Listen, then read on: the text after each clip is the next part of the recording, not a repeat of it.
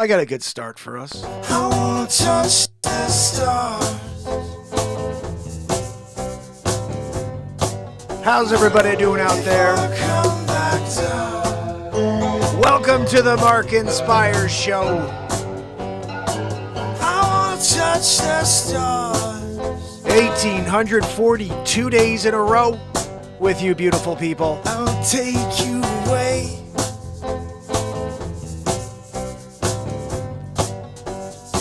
Let me take you away.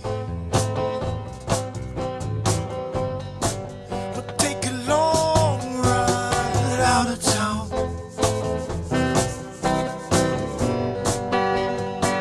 I wanna touch the stars.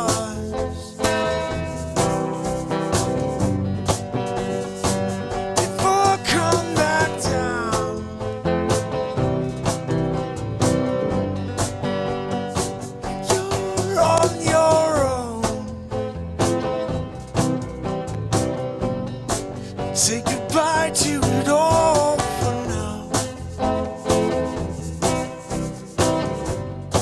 Find yourself in Pueblo, Colorado, yeah. Up in the clouds and climbing high.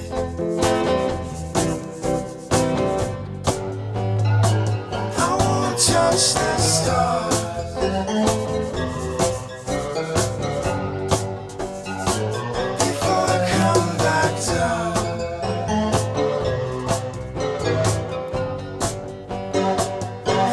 Touch the stars.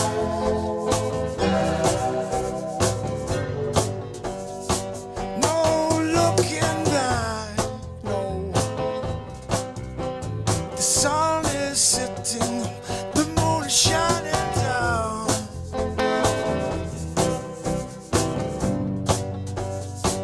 I wanna touch the stars.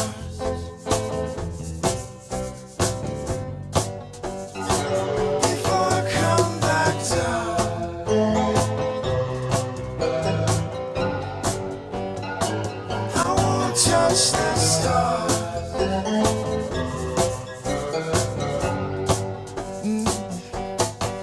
You touch the stars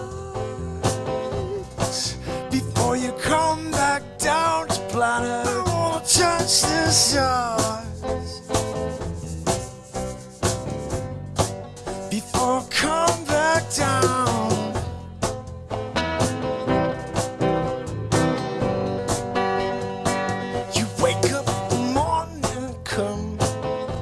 The rising sun, you take me away again. You take me on another ride. I wanna touch the stars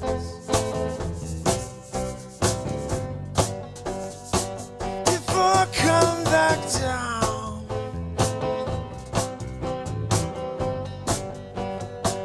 I wanna touch the stars.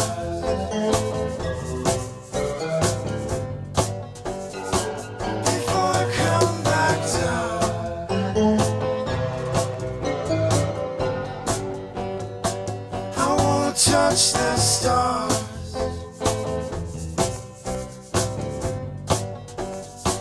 before I come back down.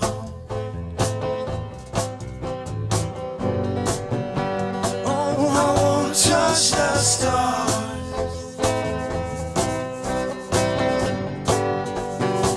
before I come back down.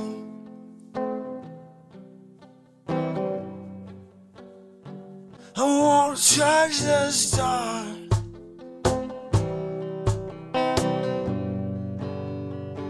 before I come back down. Oh, I wanna touch the stars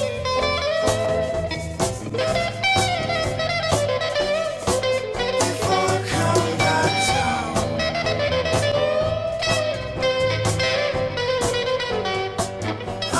Touch the stars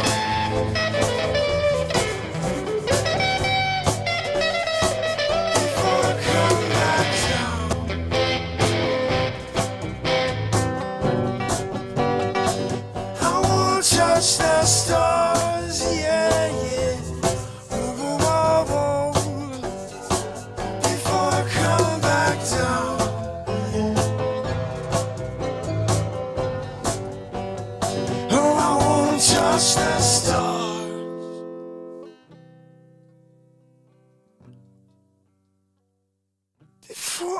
come back down.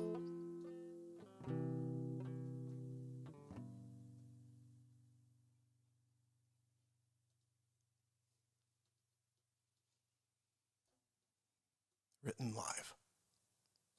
I wanna touch the stars.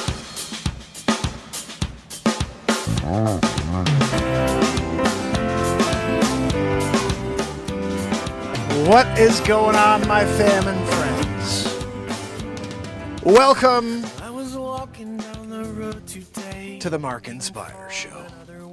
Day 1842 in a row, part 2, guys. We're at it again. Another show. What are we going to do tonight, Mark? Probably going to play some music, but I have a few news stories. Apparently they found alien life. Now, what kind of alien life, we're going to find out in a minute. I'm going to read the story. James Webb, it's all over the news. Is it? I don't even know. I just saw it, and I said this would be pretty cool for us to start the show with a news story about alien life. So if you have any questions, let me know. I'll try to answer them, and we'll get into it. Barella's here. Helen Gale Townsend's here. S. Coop in the house. Trish Killian. And over here on TikTok from the top, I got to see a couple people, Coco and Eddie Santiago. You guys are awesome. Thank you so much for being here. We're about to get into it. Longest running daily variety show on the planet, 1,842 days in a row, part 2 today. And we had an awesome show this morning. We do every day. I dropped a piece of content from it about this moment that we all share. It is the only moment that is and always has been. And all creation of time, every single historical event happened in this moment here. We share it. It's pretty cool that we share this moment, but we don't really center on it. We don't ground ourselves into it.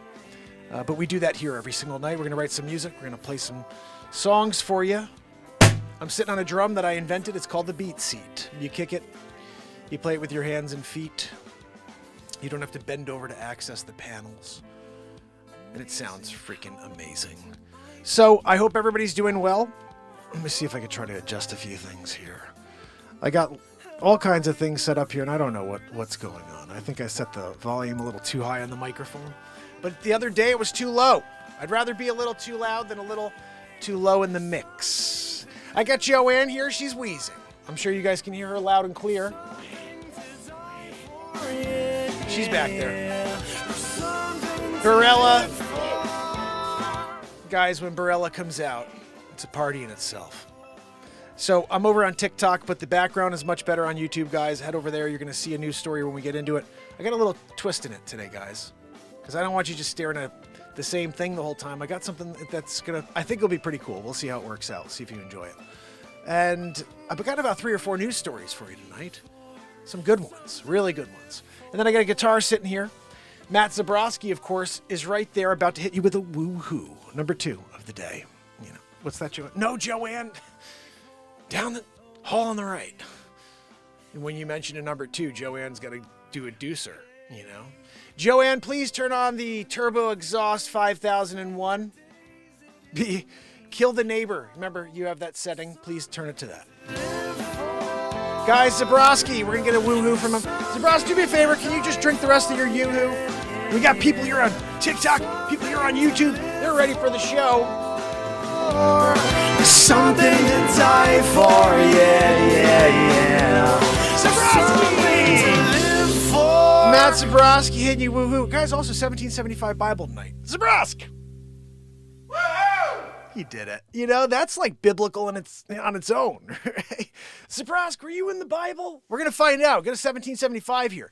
We may see, like, thou shalt not experience and appreciate a woohoo from Zabrowski. You know? And then I'm sure somewhere in there it says, by Menon. You know, by Menon was absolutely created somewhere in biblical times. You know? What's that, Zabrowski? No, Zabrowski, I don't know, like 7.6. Zabrowski, you're not always bringing us a Grammy-worthy performance. You know? Of course, Matt Zabrowski is the first and only woo-hoo winner of a Grammy for that song. I wrote the song. Zabrowski gets the Grammy. They don't even listen to the song. They just went right to the woo-hoo. Because it was such a good woo-hoo. But tonight, Zabrowski, 7.6, you know? Sometimes you have to give Zabrowski a little punch in the gut, you know, so he brings it tomorrow. I want him to bring a woohoo out of the can. You know, woohoo! Yeah, Zabrowsk. No, grab your check and get the fuck out of here. You know?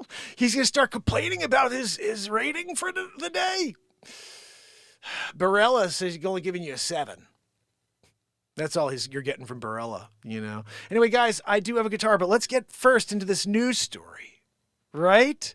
I want to see if we can pull it up on the screen for you here. So, guys, TikToking it. Hit the link above in my bio to YouTube. Subscribe, turn on the bell, hang out with the fam and friends here. I got Trish Gillian in the house and S. Coop, Leisure number 7's here. Pueblo, Colorado. Guys, it's in the last song you just heard. Here we go. So this news story, kind of cool, I think. Well, we'll find out if there's anything to it. It may just be one of those flash pieces. Look, this is my trick. Look at that, guys. We have a trick tonight.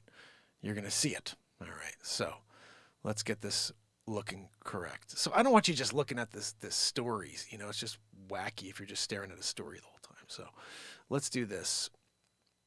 I think this will be better. Get a little video as well. Zabrowsk, are you still here? Can you please tell Joanne to stop wheezing? Wait. Gosh almighty, Joanne.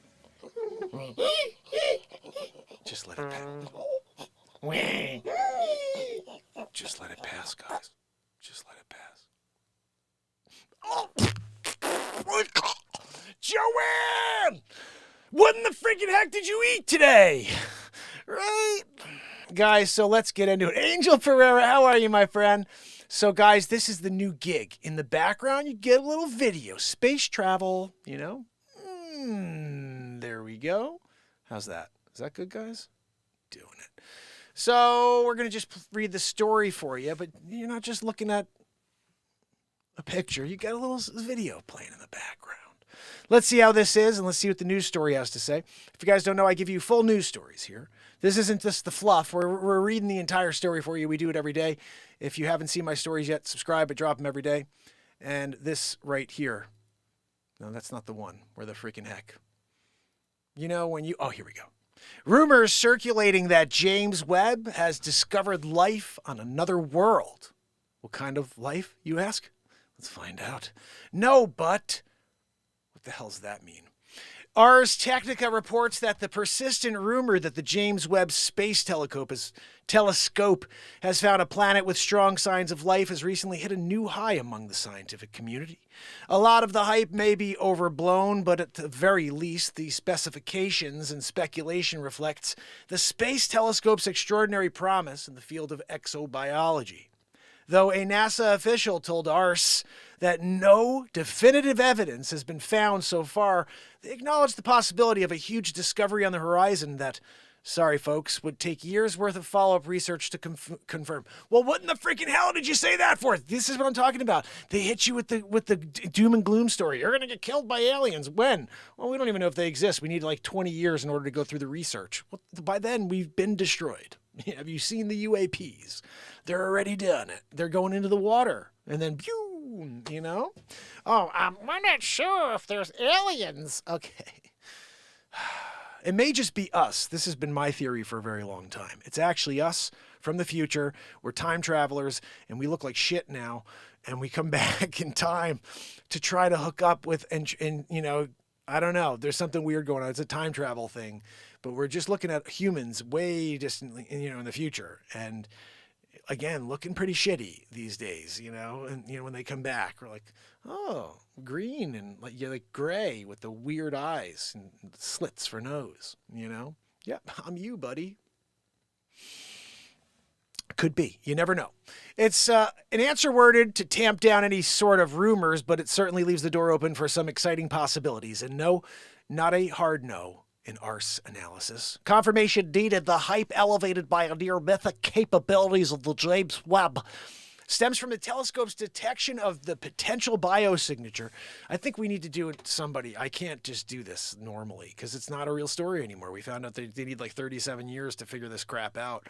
So what celebrity impression should I do the news as today, guys? Let's hear it. Let me see. I'm going to go over here to the chat. Let's see who wants it. Give me a guys. Who do you want to hear? You know? Oh, I will, Angel. Thank you so much. Head over to YouTube, buddy. Link it's not in the bio, but if someone could put the link to the channel on the page here, that would be awesome because Angel can join us on the tube where we do it. So basically what we have here, rumors are circulating, right? Let's get back into the story. Share. I don't know if I know how to do share. Give me an impression. Somebody you'd like to hear. Christopher Walken, Al Pacino, Owen Wilson, Richard Dreyfuss, Jeremy Irons. We could really do anybody, I guess, but just kind of throw it out there and I'll see what we can do. Share, I don't think I could do.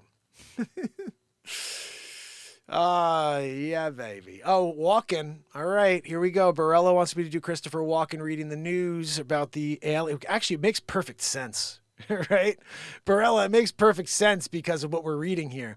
The hype elevated by the near mythic capabilities of the James Webb. Oh, it stems from the telescope's detection of the potential biosignature on the exoplanet Ikato 18b last year. The suspected ocean world around 8.6 times more massive than Earth in the approximately 120 light years is away. Away you come back. Nighttime, according to us. He's got an us on his face, like a G-hole. Excitement over the discovery was this. I can't. We did a paragraph. That's enough as Christopher Walken. According to us. He's an ass, right? Hammerlin Jameson. According to ours, excitement over the discovery was just documented and revived by a recent article in The Spectator titled, "Have You Just Discovered Aliens?" which features opinions from respected figures of the astronomy community, including a tantalizing quote from CNBC's interview with a British astronaut, Joanne. She's wheezing in the background again, guys. Hammerlin Jameson's really only someone I can do if I put my mustache on. Where's my mustache? You're like, you don't have mustaches. I do. I have like 9 of them. I just have to find them. They're like hiding. I haven't used it in a while. That's the thing. We haven't done Hammer Jammer in a bit. Hammer Jammer! He drinks about a bottle of Jameson per story.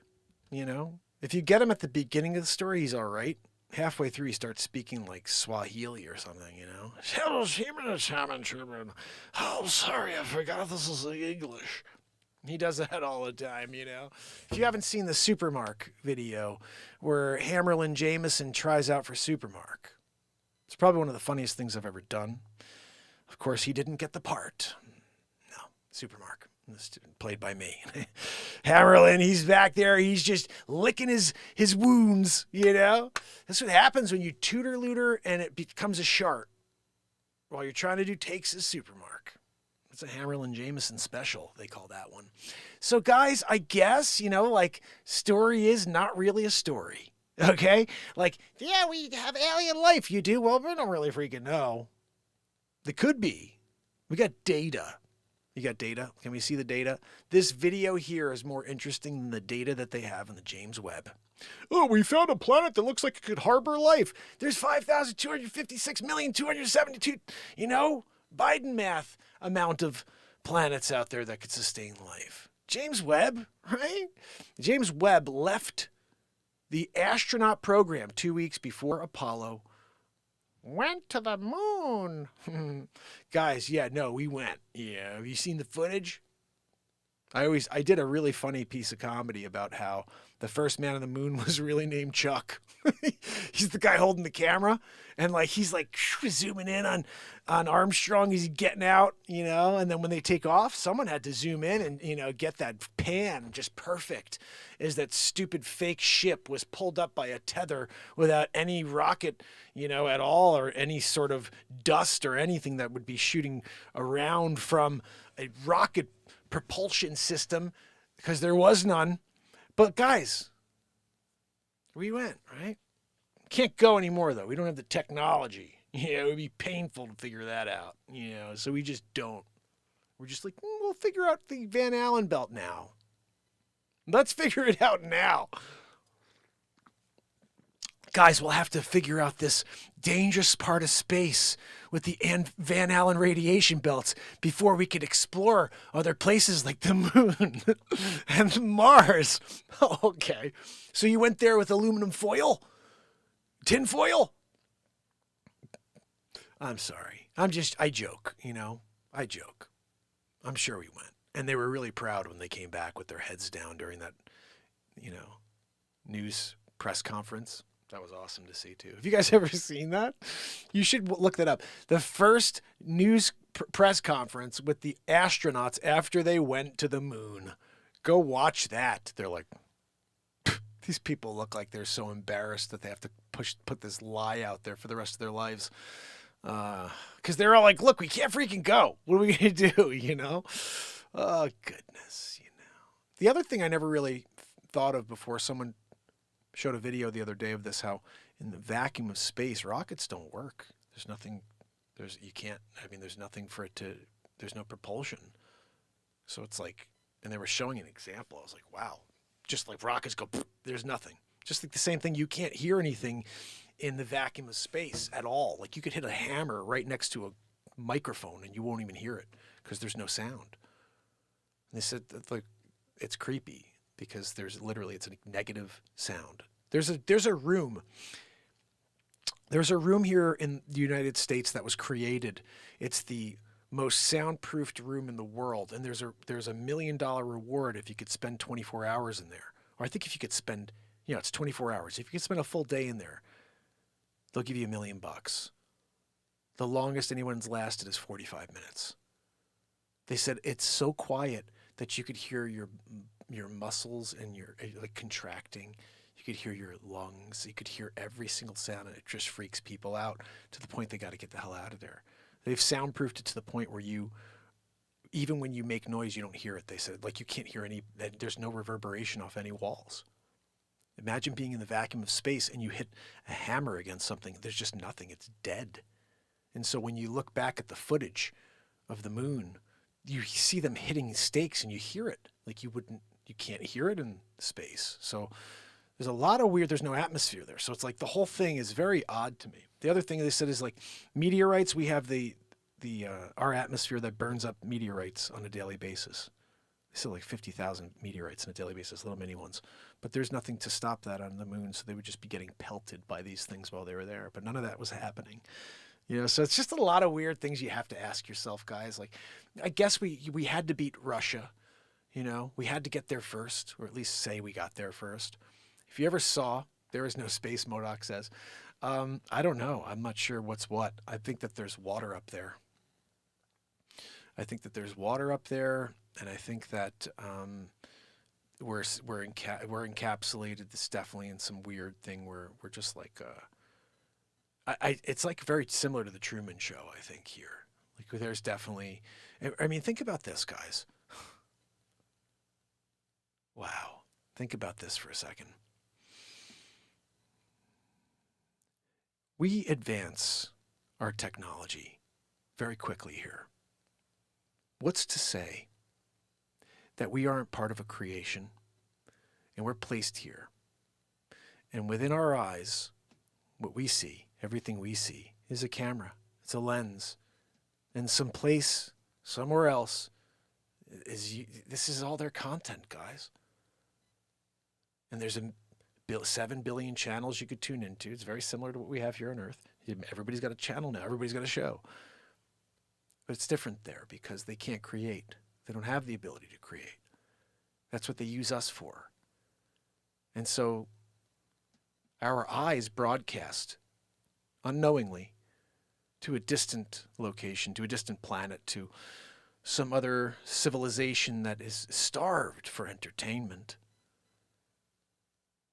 And what's to say that we're not just beaming out some sort of signal and we just haven't figured that out yet? We just haven't figured out how to tie into that frequency the way that they do. But from birth, they have our frequency and we're a channel. And our whole lives, they've been people watching us, watching every single thing we look at, everything we say, maybe even hearing our thoughts. There's no telling what's what and what's possible. And in 1,000 years or 2,000 years, what will be possible. And if there's at some point a chip or some way that your eye will just broadcast what you see, very similar to the camera that's shooting me right now. So I would say that's probably a lot closer to the real truth. That we are all some part of some sort of either an experiment or we are just a part of somebody's entertainment. And that's why when people say, hey, we're a simulation, it may not be that far off. Because we're put here in this terrarium. And while we're here, they just watch everything we see and everything we do. And perhaps when they see the evil that starts to take place, they say, well, we got to intercede here. We can't let this thing fall apart yet. This science project's not done yet. I did have a funny movie idea. It would actually have been a really cool movie idea that it's like you see like these 5 scientists and we're just projects. There's like 12 different Earths and they walk into a room and there's these, big, huge circular terrarium type of vibes. It's basically, you'd see like a firmament and inside there's an Earth. And they're standing over it, the 5 of them, and all of a sudden they could just push a button and it zooms in to different locations inside this experiment, which is really Earth. And they got 12 different ones. And they're walking around seeing which one's doing better. And it's like all an experiment. If these people are going to self-destruct, are we going to get somewhere? Are any of them going to come together? They're questioning it. They've got the freaking clipboards as they walk around. I just thought that would be a pretty interesting movie. I never obviously got that done. The other part that was kind of along the same lines is like a space movie, very similar. It's like you see this outer space Star Wars type of fight, and this planet's going to be destroyed.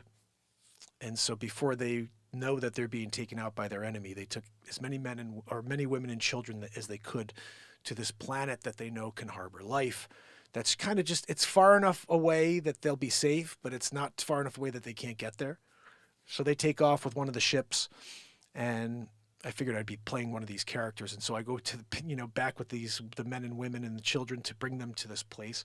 And as we leave, we see in the rear view, so to speak, like all the windows, the planet just explodes. And we're like, well, we can't go back. That's it, And so we go, and then there's this fight getting away from them. Finally get away, and we go to this planet, and I drop off all the people. We drop off all the people. Maybe the plane is out of gas or the ship's out of fuel or whatever. And we finally get there, crash landing, whatever. And so the cool thing is this whole movie that we've been watching for an hour and a half is like this space movie, and we're see these photon beams and all this crazy stuff. And then you land on this planet. Everybody gets out and they go into this cave, and they're just kind of just taking the night and relaxing, trying to get used to the new terrain. All of a sudden they fall asleep after some passionate speech, how they made it, and we'll miss our families, blah blah blah. And so the next morning they wake up, and they're like, well, what do we do now? Like, well, we have to make our own here. We have to figure out how to start from scratch. We have to start over, and we have to procreate, and we have to build a new civilization here. And as they turn to go and like walk out and see what's there, you see this huge dinosaur foot land in front of the cave. And right there you realize that it wasn't way in the future. It was millions of years ago in the past. But we're just in a weird position in time where we think that we're like ahead and we're really not. And I thought that would be pretty cool. So like we really like went from super advanced back to nothing when the dinosaurs were around, and then started all over here. And I was like, that would have been the coolest movie in the world. But of course, same thing. Maybe I'll film that one. I could do that with my green screen. I'll just make it up. Oh gosh, should it be a comedy? I feel like that shouldn't be a comedy. That's like that's a real deal movie, where you've got like a ship full of people. I mean, I wonder if I could do. I definitely can do this. I mean, it would be definitely one of the hardest things I've ever done in my life. But if I filmed this with multiple characters, so Cage 73K, so good to see you.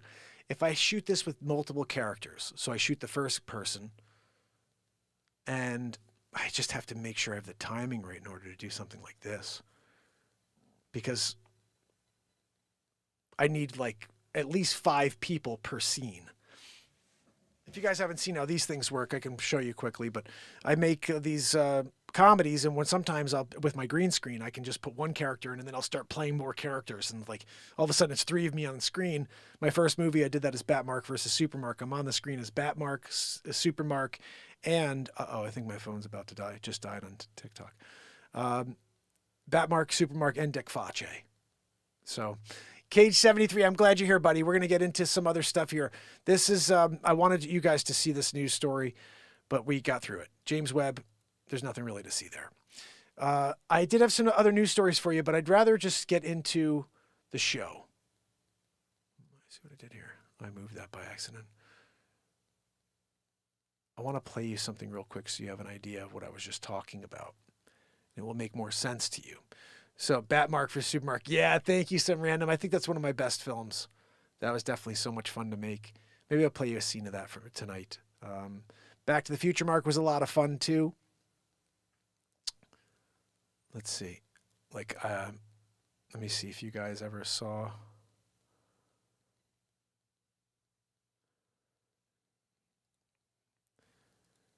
Just quickly...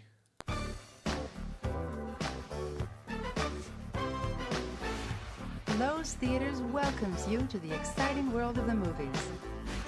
Thanks for helping us keep the theater clean. That was one of the Three's Company's one of my favorite movies too. Trash receptacles in the lobby. That's just breaking people up. Please be considerate and don't talk during the show.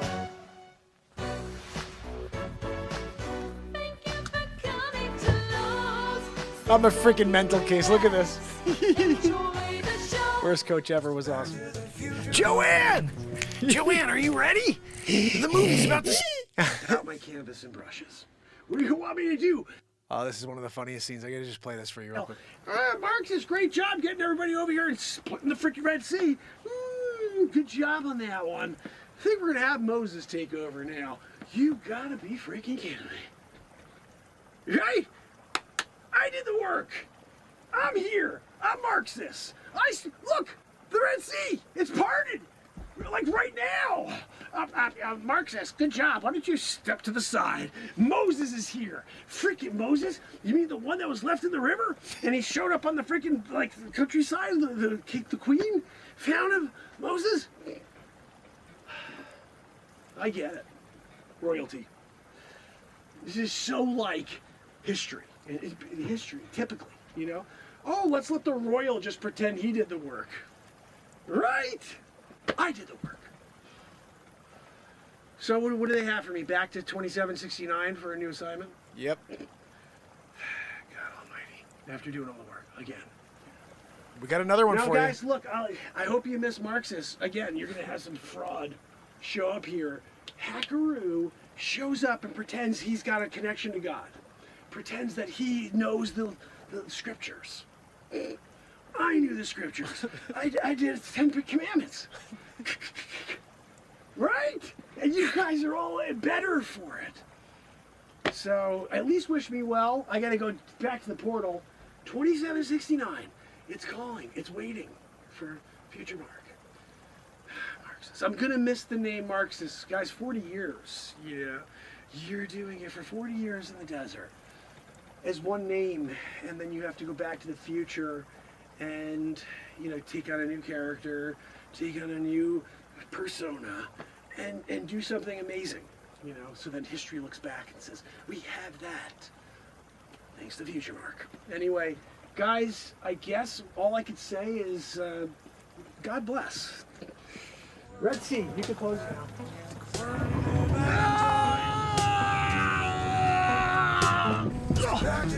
Wait, Joanne! I got pushed back through that time! You know, they really didn't want me to stay and do it as Marxist. You know, parted the Red Sea, and then they're just like, go ahead, bud. Whatever. Yeah, Joanne, can you get me a Fresca? Joanne, I'm back. What do we have? Anything new today? No, this, I don't even want to get into this last one. I was there, like freaking Stone Ages, climbing mountains. I had to do, you ever heard of the 10 Commandments? Of course you know about the 10 Commandments, Joanne. that's like record here, historical record. The 10 Commandments. Mark says, I did it. I was there with rocks. Yeah, God, he's like, you know what? Why don't you, instead of taking it, because I just like engraved it on stones onto tablets for you, to then just journey your way down in order to teach my message. Give the words of God to the people. I got down on the bottom, Joanne, they had a freaking golden calf. Yeah, no, and they weren't listening at first. They're like, we like our golden calf. I'm like, you don't go golden calf when you got the 10 Commandments deal. No, and you don't even know the worst of it. They made me do it twice. And when I mean they, because God is the Holy Spirit. And all of a sudden the burning bush is telling you, it's just not good enough. You know, you can't just mend it. You can't mend a broken tablet of the 10 Commandments. You're going to have to redo it from scratch.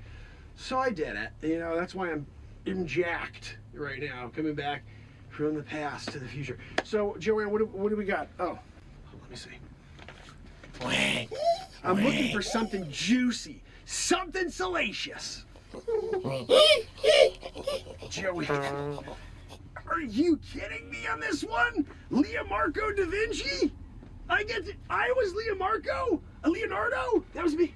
God almighty. I'm there, right? And I'm doing like the perfect jawline on Mona Lisa, you know? No, Mona Lisa's Smile is a crap movie. This is a painting. Joanne, you don't know about the Mona Lisa? Look it up. It's in your historical documents. The Mona Lisa, it was the most beautiful painting of the 15th century, 16th century. And forever, really. Everybody was like, didn't it change? Yeah, after the Mark Della effect, it did change. The original was much more, I guess you'd say like, you know, like she looked like she was in a bad mood. And then they made her sort of look like she was tooting and smiling at the same time. Kind of like you, Joanne. What's that? No, Joanne, we know you have a wheeze. You have birth. I'm gonna get going, Joanne. I will, I guess I'll be back after. What? No, your wheeze is obnoxious. Joanne, what's this guy's? Oh, this is the Leonardo one? I go back. Yes. I can't wait. I've been wanting to murder people for a while. I haven't, you know, you can't murder people in 2769. I'm sorry? Yeah, okay. I got your back. It just flickered again. Anyway, on to do some murdering. Back to the future. Ah, Joanne! No!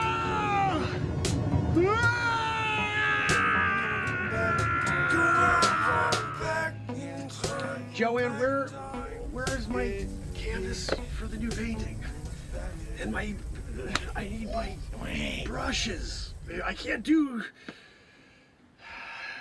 what Leonardo does best without my canvas and brushes.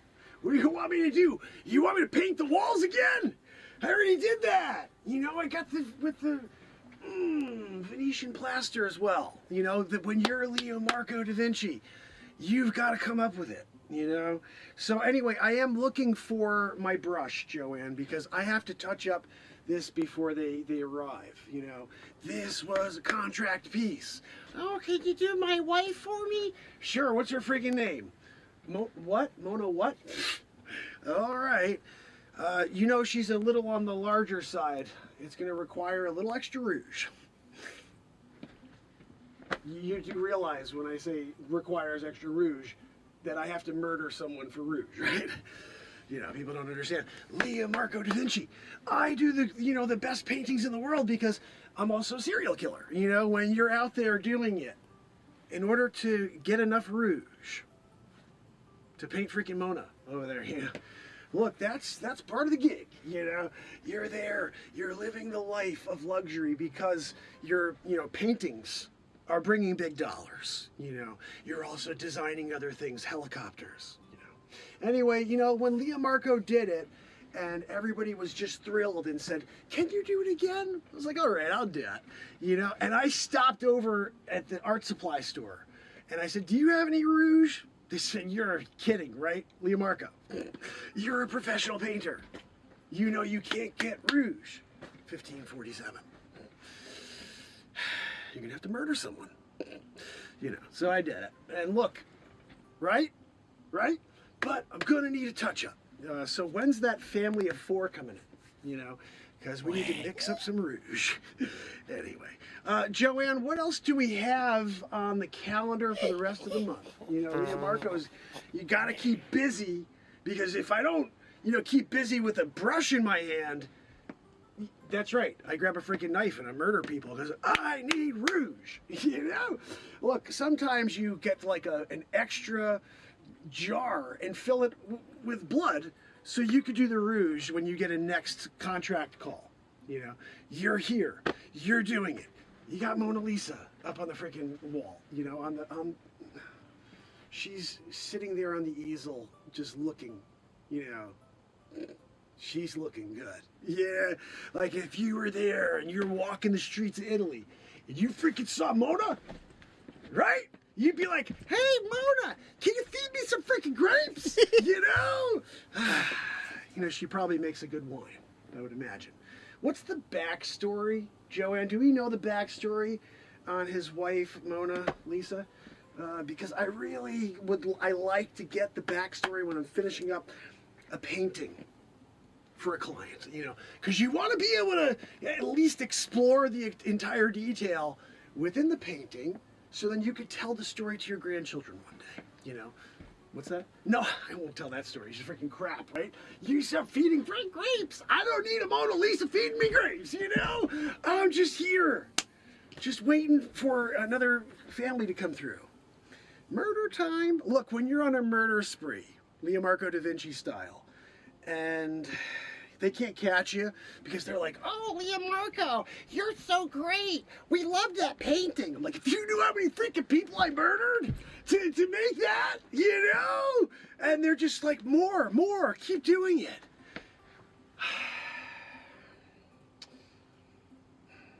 I'm getting close to Genghis Khan, you know, catching up.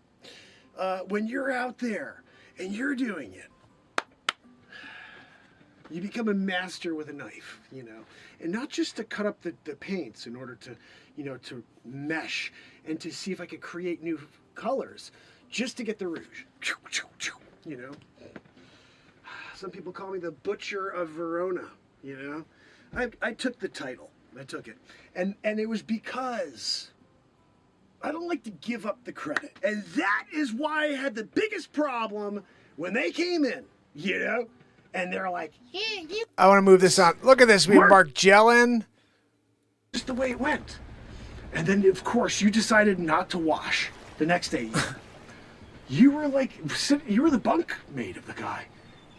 You were actually the one who told me about it. Yeah, this guy was yelling out, was telling me that I smell like freaking garbage and crap. You didn't take that as a hint? Pedro, you know, maybe I should just wash my freaking underarms. By Menon. No, I bought that in the 23rd century. You guys don't know about by Menon. Speed stick. When you're wearing it, yeah, you smell great, and you also have a freaking really pithy company name and tagline. Goodness. Guys, this has been a pleasure, I gotta say, you know, leading you into the future. Well, you know, for you guys, this is the future. I've seen it all already. Historical documents, you know. But I came in order to give you something to have. That's right, it's historical documents. Like, you didn't have them, and then Mark Jellin comes. Freaking drink some lemon juice. And then you're good. You guys got the history. Circumnavigation. How the freak did he do it? He was plastered drunk. He just went like this the whole time. And he made it around the freaking globe. Everybody thought it was like, oh, you gotta go this way. No, you gotta get freaking trashed and turn that wheel as fast as you can. Circumnavigation. Excuse me, guys, it's Mark Jellin.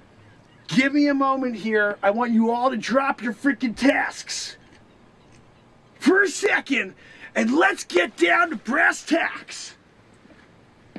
I need some more freaking lemon juice. What are we gonna do about it? You know? I'm here. I gotta get ready to steer. I gotta get ready to steer into the freaking sun. Like, you guys want to get across the freaking streets, right? The streets of Mark Jellin. Listen, this just reminds me of that. That straight that we have to get across. I'm freaking calling it Mark Jelly. Do without my brush now. You know, I'm here. I got the rest of the Sistine. No brush.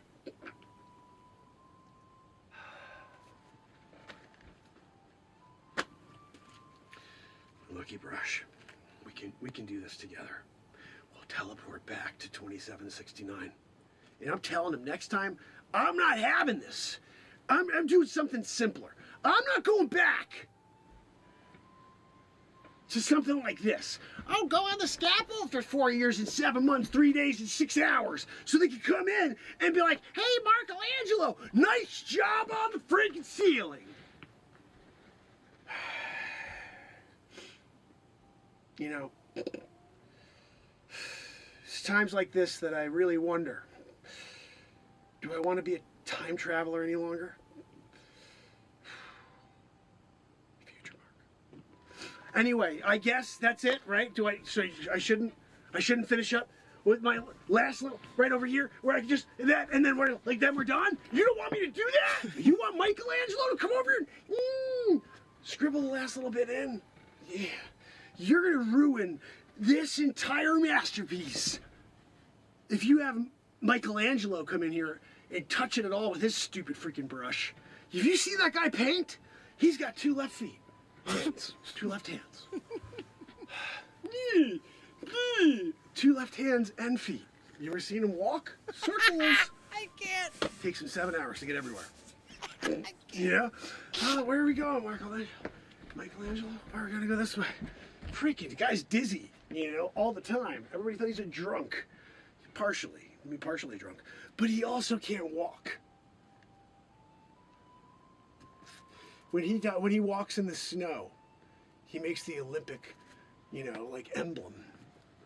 That's what he's aiming for. And this is a future thing, 1896 of the Olympics.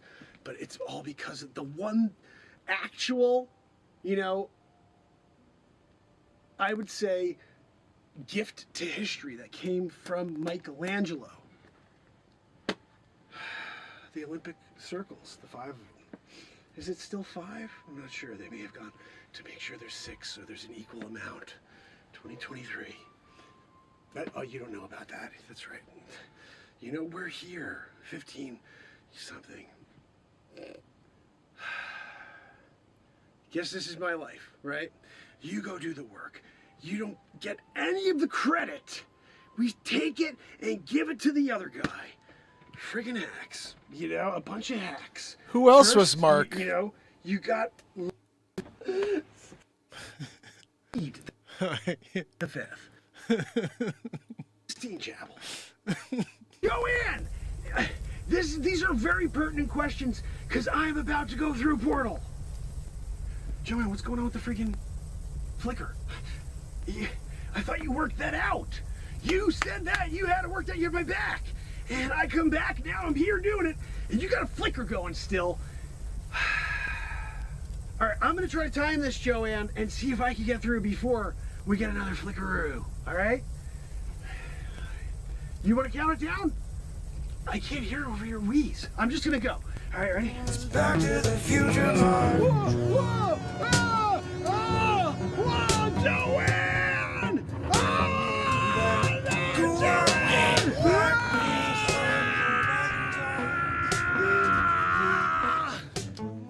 Oh, no, thank you. No, I appreciate that. That's a new piece I just finished. It's called The 5th. And everybody's into it. They all want to get, like, the reprise. Like, can you do, like, an encore? Every time I finish up The 5th, it's like, can you do an encore? But I don't feel like doing an encore. I want to play something new. You know, I'm just going to for a second, I got to talk to you guys. This is getting out of control, you know. I keep coming in and doing the work. I'm thinking about this. I'm telling them about The 5th. They're talking about The 5th. They're loving The 5th. And you know what's coming next, right? Friggin' Magoo's gonna come in the room and say, Mark's art, great job on The 5th. and all the other odes, and you know, like symphonies and everything else you did, you know. But we're gonna need to give it to Mozart. He's having a bad year, you know. He could really use the win. I'm sorry. Look, I'm here as the greatest of this era.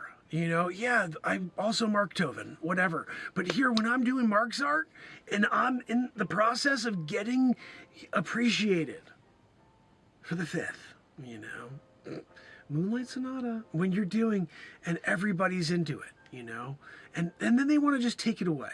They're like, you know what, we're going to white out the name Mark's art and just put Mozart over it. Hold on a minute. So I'm here. I do the work. Fifth. I'll go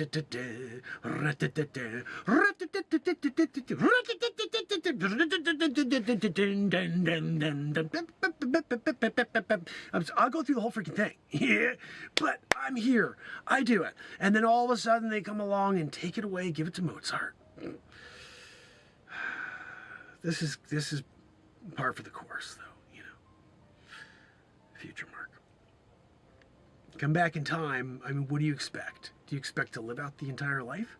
You think that's the gig. The gig, 2769, you go into a room, they give you a folder, you look at it, it says, hey, you're going back to this date, this is your guy who you are, this is your task. You gotta go and write the fifth. Who else was I? Hold on. That a lot. They get replaced at the end. Come on, how do we get a little bit closer in here? President of the United States, we have plans for you. I said, plans for me? They had no idea. I'm freaking Future Mark. Of course you have plans for me. They sent me here to do this. They sent me here to proclamate. Marklamate. And when you're doing it, and you're going to lead America into a future that they didn't know existed, when you're doing it with the Emancipation Proclamation, and you do the speech, 4-score, yeah, that I'm working on still. And when I do the 4-score speech, yeah, they're gonna all gather around. Hey, Abramark, what a freaking heck of a speech. Nice job on the Marklamation of 1863. Right?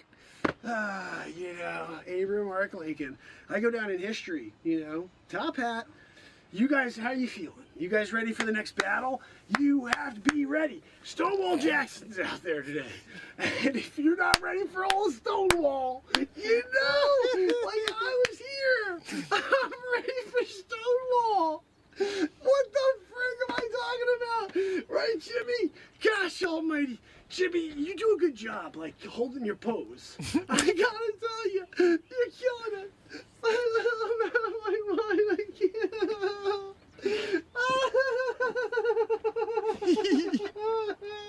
Sometimes I lose it in my movies. Stonewall Jackson! Freaking Stonewall Jackson him! You know? Here, we're Stonewall! Ah, goodness, you know? Good old Stonewall. I can't! What the freak? Joanne! Where's Joanne when you need her? Yeah, because I got Stonewall Jackson situation going on right now. I don't even know what to do with it. You know? Oh my goodness. Good old Stonewall. Some people say you got Stonewall down in friggin' Jackson, Mississippi. That happened too. When you were Abramarking it, you know, down on our way to Mississippi. Stonewalled. You know, when General Custer called, and he said, let's see if we could come to an agreement and see if we could call the 53rd parallel or whatever the freak. I said, look, Abramark's not playing those games, you know. You send Stonewall over, we're having conversation. Stonewall he threw a heck of a curveball too. He was on the Southern Leagues, you know, Abramark. I knocked one out of the friggin' park against him, you know. Like, oh, that was a... He thought he had me, you know, like 3-2 count. And he's like, Abramark's not going to hit this. I'm going to hit him with the high cheese. He threw the high cheese at me. Bang, biggity boo. I hit a home run. Top hat fell off. But I hit a home run, you know. The top hat Johnny, fell you off. were there for that one, right? Johnny, what the... You're going to leave me out large here? Yeah. Never tell a lie. Hey, cherry tree. I know that was George Washington, but I did it too, you know? When you're Abraham Lincoln and you did the cherry tree as well. You know, that's the story, guys. You have to remember that one. Regurgitate it later when you're talking about the Emancipation Proclamation of 1863. It's a big time in history. You guys don't realize it yet. You know, you're here and you're like, we're fighting for our homeland. We're fighting for some rice and some beans. Where are you from? Freaking New Mexico? We're here in the north. You know? And I'm sorry, guys. Abraham Lincoln doing it, 16th president. I forgot my top hat today.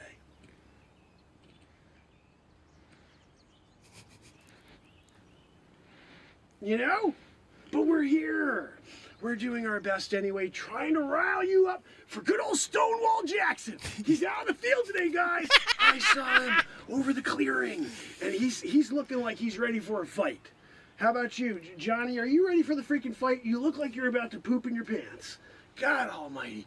Why do we have guys who look like they want to poop their pants instead of going into war and battle for old Abraham? You know? I'm sorry? What? We're going to have to give this one to Abraham. I'm the president of the United States, okay? You don't walk up to the president of the United States and say, Abraham, you did a really great job on that Marklamation, stopping slavery. Good job, Abraham. That's my favorite moment in the movie. That beginning always goes to a place I don't want it to go. Just that kick is my favorite part of the movie. In the past, but your future, Mark, go back to freaking 27. Can I find that again? I don't think so. I'm just going to cut out here. But that is my favorite part of the movie right there, when I do that kick. I don't know what's so funny about it. But why did I freaking pen the Emancipation Proclamation? Yeah. Why did I come out here in this freaking heat today? And do the speech of all speeches.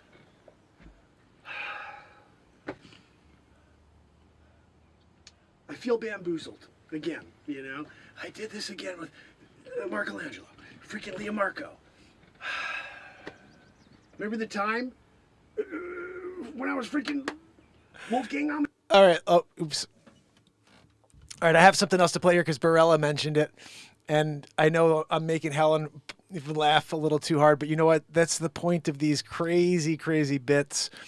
So if you're watching and you're wondering, like, how could you think of all this stuff? This is literally where the moment takes me. We talked about this in a piece of content earlier today. If you didn't see it, you should go watch it. How we all share one moment from the day we're born till the day we die. We don't get different moments. We're together in this single moment here, and we can't look back in the past at stains in the past and say, oh, well, let's judge all the people that are in this moment with me for things that were done in the past. It doesn't even make any logic. What we have to understand is that we are centered on a second. This is our second, and we could choose to move forward together, or we could choose to live like our ancestors did, which is to point out the things that don't matter. We share a moment that we can make beautiful, or we can make it disastrous. It's up to us. This is the 5D that we're talking about. It's just getting together in the moment. Because when we're together in this moment, we actually have the opportunity to do something. And when we're distracted the way they want us distracted, we create these stains right here in the present that will only come back to haunt our future generations. So I hope that makes sense to you. I'm going to play this for you because this is just another way for you to get away from all of it. That's what I do here. My gift from God is to create these insane comedies, to create these magnificent songs that take you away from the fake world that you're living. And everything you see here is, even though it's so out there, this is somebody who just doesn't give a fuck. Is going to come out here and do everything that the moment tells him to do. And within that, some really crazy things have happened. And this is, I started a movie I haven't finished yet. I got to about an hour and 2 minutes. And then I had this whole thing together, and then it got all broken up. For some reason, I erased a piece of my phone, and that's where I edit everything. So then it had this blank space, and I was like, I don't even know where that video is. So I got to go back and cut all of the content back together. I've got about an hour and 2 minutes of this. But this is the first 18 minutes. And if you just see how my mind progresses through one idea, this is how it starts.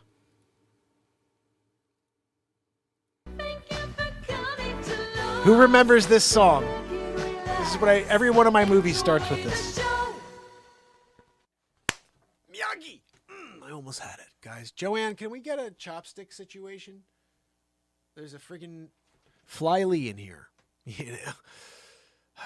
We may have to have another episode of Bruce Lee. He's my student. He's my student. You know, I taught him everything he knows. You know?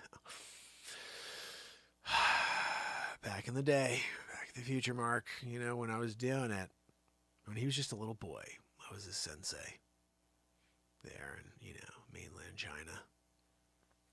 I didn't do a racist thing. I just was there, white-faced, you know. They're like, look at Round Eye. Yep, that's me. I was Round Eye. I went out there doing it. Round Eye McGee. I went, aye. I said, listen, I got a little something for you, Bruce Lee. It's called the 1-inch punch. I did it with my finger, though. I didn't do my fist.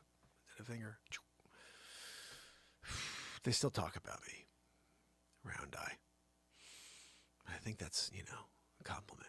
I'm not really sure. I don't know. Guys, sometimes I'm not really sure. Like, I don't speak the language, you know, so I was like, Round Eye, yeah, I'll do it. You know, that must be a good thing. Yeah. Everybody was saying it, so I was like, yay, Round Eye. I'm doing it. They put me on their shoulders going, Round Eye, Round Eye. I'm like, this is how comedy develops. Round Eye. You know? Gave me a statue. You know? Greatest sensei ever. Round Eye. If you go to the Takahashi Hall of Fame, you know, for Bruce Lee's memorabilia. Not a thing. Sensei, I was there. Round Eye. Everybody wanted to gather around and take a photo next to the statue of Round Eye. He's just maybe a legend at this point. You know? They're like, there's no way there was such a guy named Round Eye. The sensei. Doing it for Bruce Lee. 1-inch punch. No, I'm sorry. Round Eye McGee. What's that, Joanne? No, Joanne, your wheeze is obnoxious. You know, when you get the call, we got this kid. We want you. He's going to protege you. You know, what? Tell me about him. The kid's quick, very quick. Oh, really?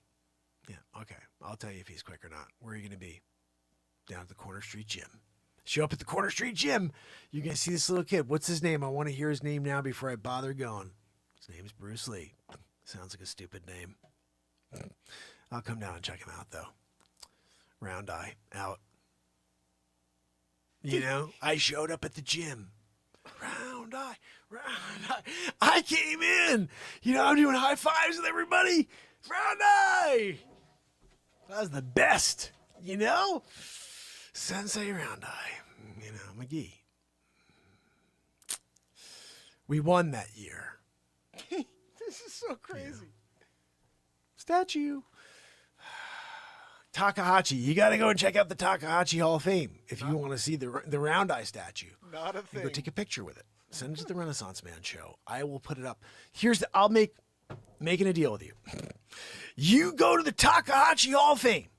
You go take a picture in front of the freaking Round Eye Museum statue like this. And you got a picture like that. You send it in. I'll make it my cover photo for 2 months. Takahashi. Yeah, Round Eye. Look at, he's there. And remember the pose that I had is Round Eye. Whoa, like that. That was it, because I gave he was ready for the 1-inch punch. I was like, whoa, like that. And that's where you have to go with it when you're at the Takahashi. And you can get in front of it. So most people get in front of the hands, you know what I mean? And one person, somebody's like doing a high five with me. It was kind of funny, you know. Round Eye. I do a heck of a high five as Round Eye. When I was being, again, chanted in, they're chanting me in as Round Eye to go and check out Bruce Lee. I'll do it. You know what I mean? Like, I'll do it, but like, you don't have to chant. Here's that. my favorite line. Just be like, hey, Round Eye, what's up? Why don't you take a seat? Bruce Lee's here. Who's freaking Bruce Lee? 4-year-old kid, lightning fast. Check him out. All right, where do you want me to sit? Right there? No, I'm sorry. I'm round eye. I can't sit there. It's just not appropriate for round. I mean, I got to be like right there in front of Bruce Lee if you want really to get my opinion on his talent. Oh, yeah, no, that's better. I'll go over there. What's that, Joe? No, Joanne, you're wheeze. Keep it down. We're watching a guy named Bruce Lee. Bro, Joanne's even there with round eye. She was a junior assistant at that time. Her wheeze was a little lighter, and she didn't have the humongocarditis going on, so she was able to move around through doors. Now, no good. She can't go through a doorway anymore. Anyway, guys, there's nobody better than Sensei Round Eye. Like, when they still, Hall of Fame style. Remember, make sure you're looking them up, Takagachi Uchi, and do it. When you take the picture, send it in. It's going to be the banner of the At the Brink show. You know what I mean? Come back from the brink. You come back from the brink when you see the Takagachi Hall of Fame, the photos. Everybody's dead at. You have to fight when you get there because there's like such a line. They're charging now. Yeah. At first they were doing it free, and now they're charging. Round eye. When you're there and you're round eye and you show up and you're like, guys, I was Back to the Future, Mark. You don't realize this? I went back in time. I showed up. I was Sensei Round Eye. When I got in there, they were chanting me in. I was like, I don't want this life to end. Went to 2769. They're like, brief us. Met some stupid little kid, 4-year-old. They call him Bruce Lee. You ever heard of him? They're like, yeah, he's the greatest of all time. Like, are you freaking kidding me? I was making fun of him the whole time. You guys didn't tell me I was going to see Bruce Lee. Like, he's good? What are we talking about over here? I neck chopped that little kid. You know? He thought he was quick. I had to just give him a lesson from Round Eye. You know? He wanted to be trained. I'm sorry, sir. You can get mad at me for neck chopping Bruce Lee like I didn't know who the frig he was. You guys didn't tell me before. You got to brief me before you send me back in time to be Sensei Round Eye. That's the problem when you're dealing, with a future situation. Sometimes they want you to be surprised, Well, then that's on them, I neck chopped Bruce Lee. So, did it. Happened. I also taught him the 1-inch punch. Don't forget that. Sensei Round Eye by Menon. Don't forget your freaking speed stick. Right? If you don't go with the speed stick out there running around, antiperspirant. Guys, wow. When we're doing a live improv like that was pretty crazy. This is what I miss when we do that craziness. Let my mind just continue to keep going down the rabbit hole. I think it's funny. I was talking to someone the other day, like, it's so silly. This, it was actually my dad. I was talking to my dad, and he's like, it's it's funny, but like it's really silly stuff. I said, that's the whole freaking point.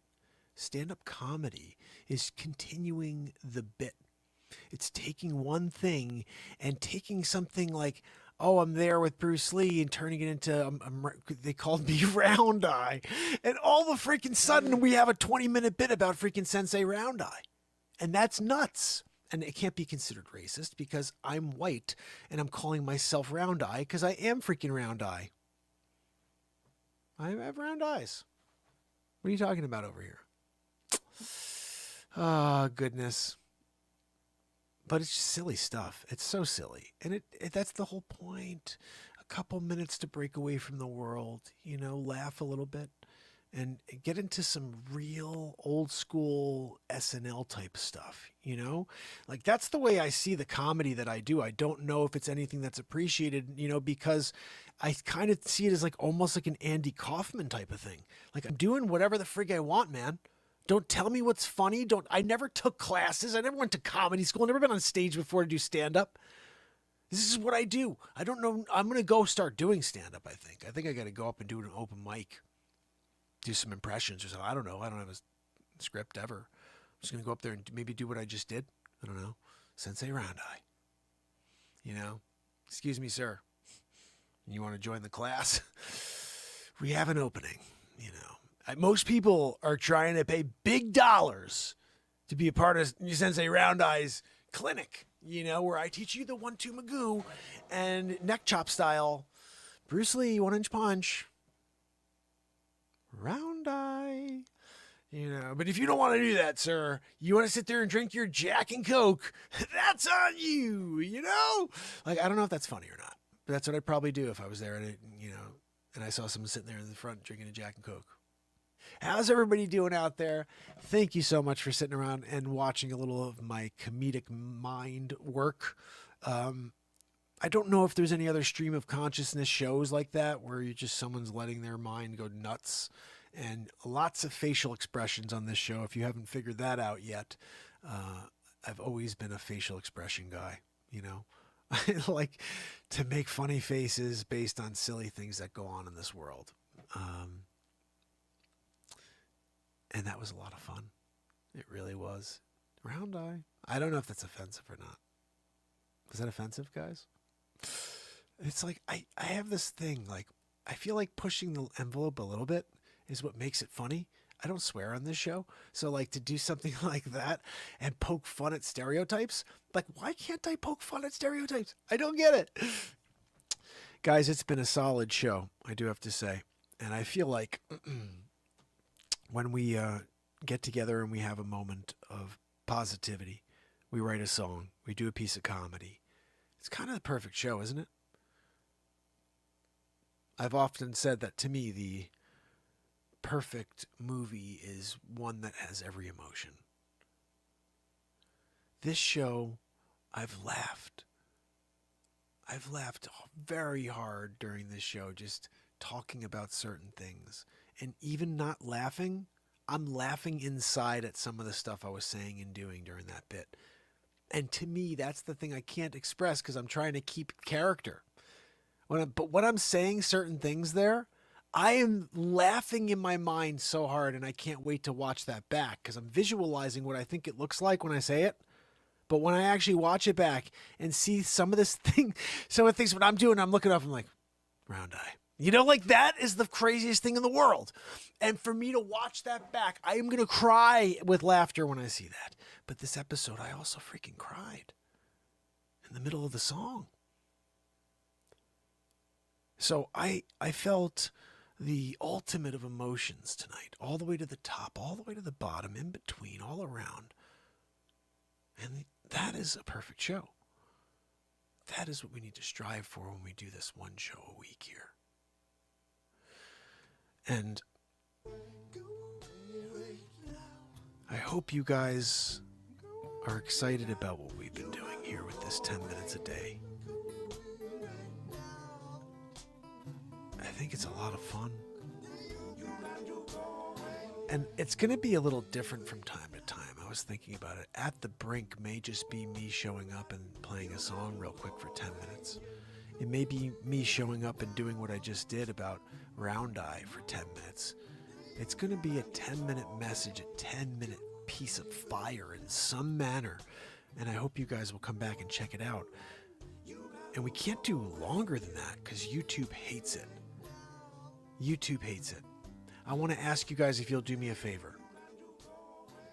I truly believe sometimes the very best thing that you can see when you do tune into me is the last thing I say. And based on the analytics, you know, they tell you the average. The average that people watch the 10-minute show is like 5 minutes, and that's on a good day. If you could do me a favor, I want to try to test the algorithm. I want to see if we can beat the algorithm, see if it's even possible. If you could please watch those episodes from beginning all the way to the end. Leave a comment, like it, and share it with yourself if you have to. Whatever. Share it, though, if you can. And let's see if anything happens. Because Mr. Beast said that's what YouTube cares about. They only care about watch time. They care about push through. So when you see anything that pops up, oh, Mark put something out, please click on it. Please watch it. My shorts are 30 seconds long. Because all I'm trying to do, especially now is at the Brink, is trying to just inspire people to find the greatness in themselves. Like, there is nothing stopping you from finding greatness except for your fear. And sometimes it's fear of success. Some people are actually comfortable in the life that they're living, even if they don't necessarily want it, they sort of do. You have to have the courage to fail, because failure is going to give you perspective and perhaps more of a redirection if you're willing to keep going. Don't quit. Look at me. I almost quit on day 1,378 in a row, just 7 days ago. And instead, I redirect At the Brink. If At the Brink gets this family, watching from beginning to end when they're 6 minutes long, the one I dropped yesterday was 7 minutes on the dot. If you guys can't go watch that full 7 minutes, the last 35 seconds is fire. And again, that's the crazy thing. It's like, you got to get to this like crazy, it builds just like the comedy. When I'm speaking to you, inspiration is flying out.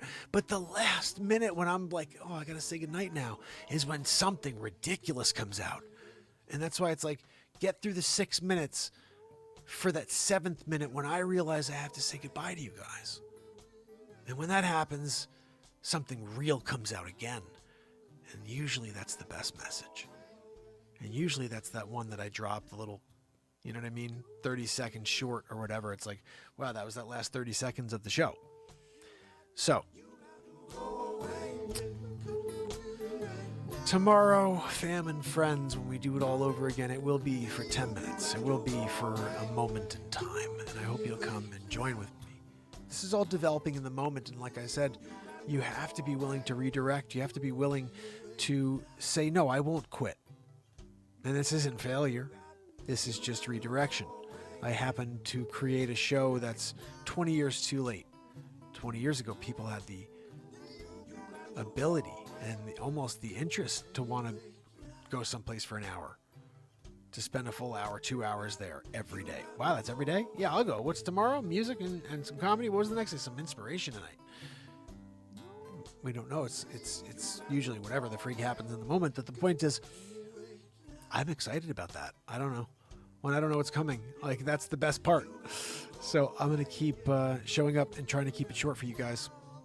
But for now, we had a really awesome night. Guys, I just want to thank you. Thank you so much for kicking it here tonight. If you can, head over to YouTube and subscribe over there. That is very much appreciated. That is where we've been live for 1,384 days in a row.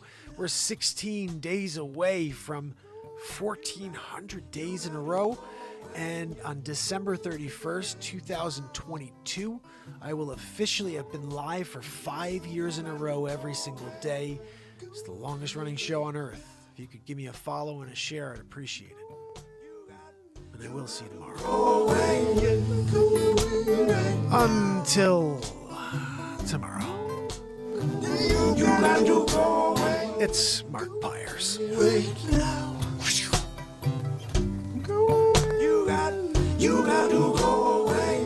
And it's Renaissance, man. I love you guys. I'll see you tomorrow. You got to go away, yeah, yeah, yeah. You got to see you tomorrow. You got to go away.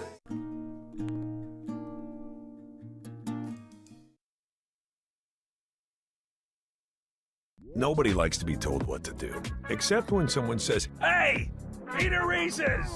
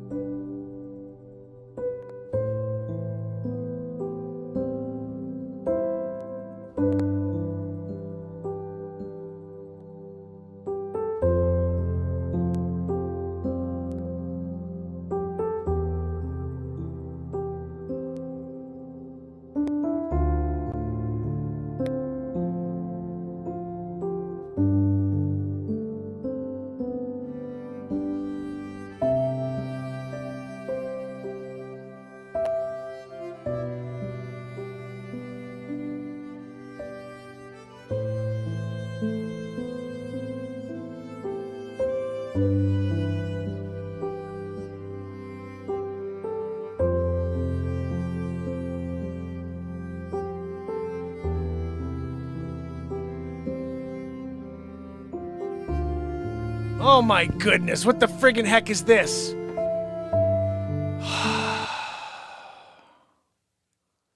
Yeah, I can hear myself. All right, this is unreal. I'm still trying to get these kids down, and I thought I had more time, and I thought there was a second piece to that. That was not what I expected. It's like a 10-minute talk after the bit. Let me play you guys something here. All right. Let's see.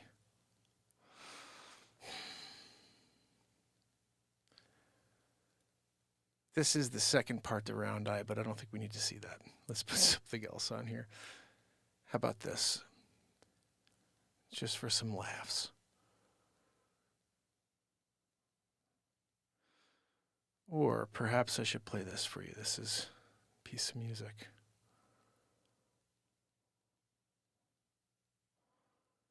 You know what? I'm going to play this for you.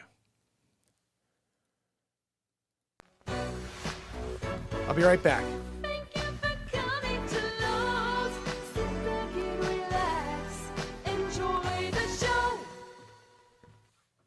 It's Hammerl and Jameson live from the studio, but we're going to take this to Donald Trump for episode 14 of The Donald Trump Show. Welcome and thank you for joining me on episode 14 of the Donald Trump Show. Tonight we're talking about poison again. That's right. Don't drink the poison. Also, don't eat any food prepared by poison. Everything she touches turns to poison. Anyway, I've got some amazing clips for you today of poison. We're going to see her in action again. She's a terrible human being. Take a look at this one, for example. Do you think that it is time for Vice President Biden to address this head-on himself? Now, before we get started, you remember how they treated Trump, right? You remember how they treated Kavanaugh when he was trying to be nominated? They stepped all over the man's life, his dignity, his integrity. But this poison's talking about Sleeps Over Joe like he's walks on water, really. Take a listen. Well, I have great sympathy for any women who bring forth an allegation. I'm a big, strong supporter of the Me Too movement. I think it's been made a great contribution to our country. Oh, well, this is great. So we should have a really great endorsement by Nancy Pelosi to support this Tara Reid with her allegations. Let's hear what Pelosi has to say. And I do support Joe Biden. I'm satisfied with how he has responded. I know him. I was proud to endorse him on Monday. So let me get this straight. The reporter asks you what you think about Sleeps Over Joe being accused of rape, sexual abuse, and you're satisfied? What? This is not right, Nancy, no. Very proud to endorse him. Whoa, look, everybody, it's Proud Poison. And so I'm satisfied with that. So let me get this straight, Nancy. Because you put your 37 pounds behind Sleeps Over Joe, you now no longer believe anybody who accuses Sleeps Over of wrongdoings because you threw your weight behind Sleeps Over Joe. I just want to make sure that people know what you stand for. 30, maybe 36 pounds, I don't know. I mean, he hasn't, to be clear, he hasn't addressed it. His campaign has addressed it, but he has not directly addressed it. Should he directly, publicly address it? Did you see? She looks like a deer in headlights. Okay, you guys ready for your first spin class with Nancy Pelosi? I hope you brought your mats. Lay them out. Here we go. You know, it's a matter that he has to deal with, but I am impressed with the people who worked for him at the time saying they absolutely never heard one iota of information about this. Nobody ever brought forth a claim or had anybody else tell them about such a claim. Oh, that's great, Nancy. Thank goodness that the people that work for Sleeps Over Joe said they've never heard an iota. Any inkling, you say, of anything that Joe Sleeps Over Bumbling Biden ever did wrong. But again, we have an important election at hand. And there it is. The true colors come out from Pelosi. They don't care what Biden has done wrong. They just want to beat Trumper that bad. Rape, smelling little girls' hair, stealing speeches, whatever. Oh, fake civil rights guy, too, forgot. They'll say whatever they can to undercut the Trump. One that is I think, one of the most important ones that we've had. We say that every election, but I think this one is the most crucial. So crucial that you'll forget about your support for the Me Too movement. You really are poison, Nancy. You know that, right? And I supported him because he's a person of great values, integrity, authenticity. I'm sorry. I'm just laughing here right now. She said values, integrity, and authenticity. Are you sure you're speaking about Sleep Sofa Joe? Imagination. There you go again, poison. Imagination? You're kidding, right? This is Sleep Sofa Joe.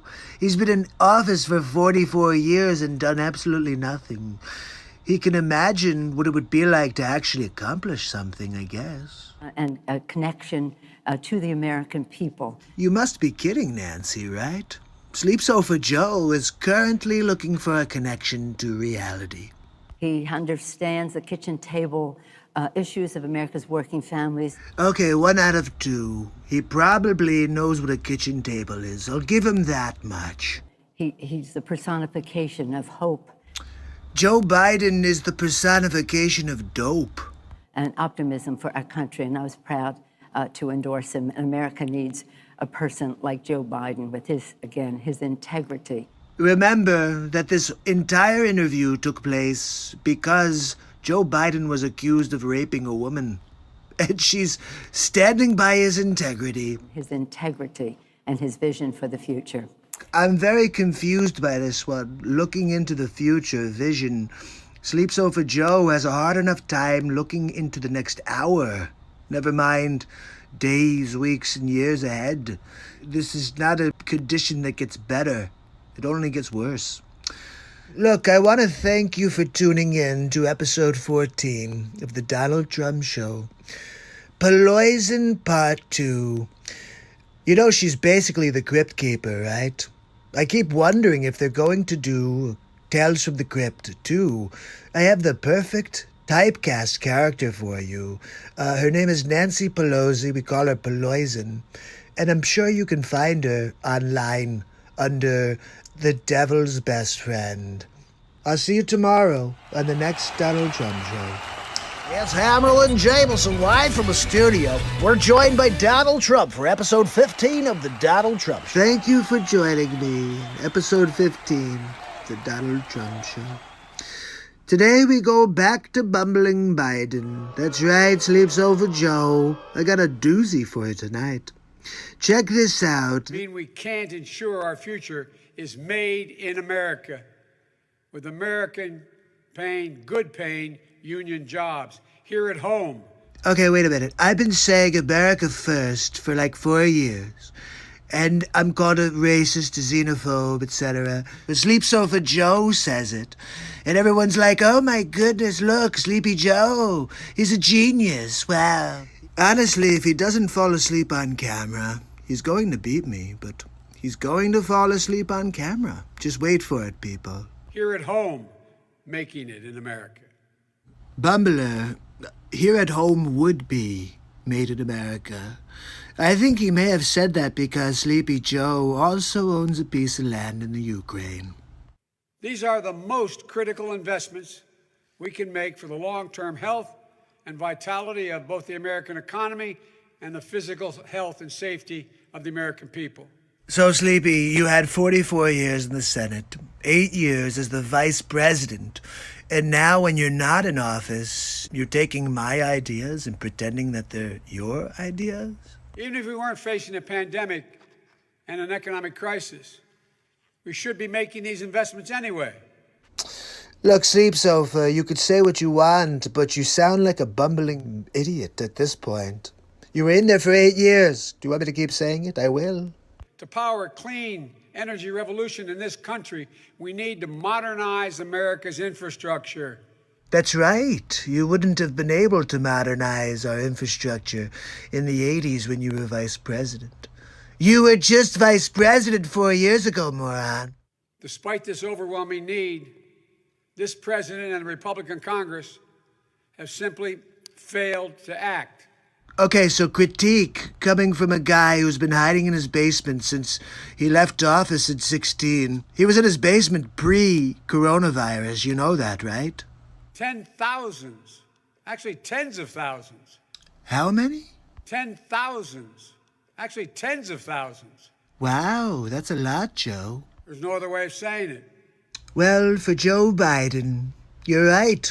There's only one way of saying it. The sleep sofa way. Donald Trump promised a big infrastructure bill when he ran in 2016. I have massive plans for this country, but the Democrats have not made it easy. Seems like every few weeks, when he needs a distraction from the latest charges of corruption in his staff or the conviction of high-ranking members of administration and political apparatus, the White House announces, quote, it's Infrastructure Week. Sleep sofa, I have to tell you, I think you should just stop running. Because every time you have a gaffe, or every time you say something super racist, the media starts a race war, or they totally flip it. Oh, he raped someone? Let's talk about how much integrity he has. But he's never delivered. Way to go, Joe. Let's find the one or two things I couldn't do in the first 4 years, and let's make a big deal out of it. He's never really even tried. I have to say, Sleepy, the Sleep Sofa Joe is hilarious. Partly for the goofy things he says with a straight face, but then look at what he said there. I haven't tried. I don't try. Are you kidding me? I sleep like 3 hours a day. I don't get paid for my job. And I get crapped on all day by you fake news morons. And you say I don't try. Well, I know how to get it done. The only thing that Sleep Sofa Joe knows how to get done is putting his head on a pillow and taking a nap. That he can get done every single day, afternoon, night. Look, I've got to go, but I'll see you tomorrow on the next Donald Trump show. Hammerl and Jameson introducing episode 16 of the Donald Trump Show, The Gates to Evil. Thank you. Thank you very much. Thank you for joining me on episode 16 of the Donald Trump Show. Today we're talking about Dr. Evil. That's right, Bill Gates, Fauci. They're all in it together. And I think you'll be surprised when you see Vladimir Putin in the mix. And even George Soros. So we're going to get into it now. Let's take a look at the first piece. Dr. Evil, are you there? Well, hi, Bill Gates. How are you? Do you have a second to talk? Yep, I'm here in the evil lair right now. I heard about all your work on the vaccines. Quite promising. Hold on. Put you on speakerphone. So tell me, what's the latest, Bill?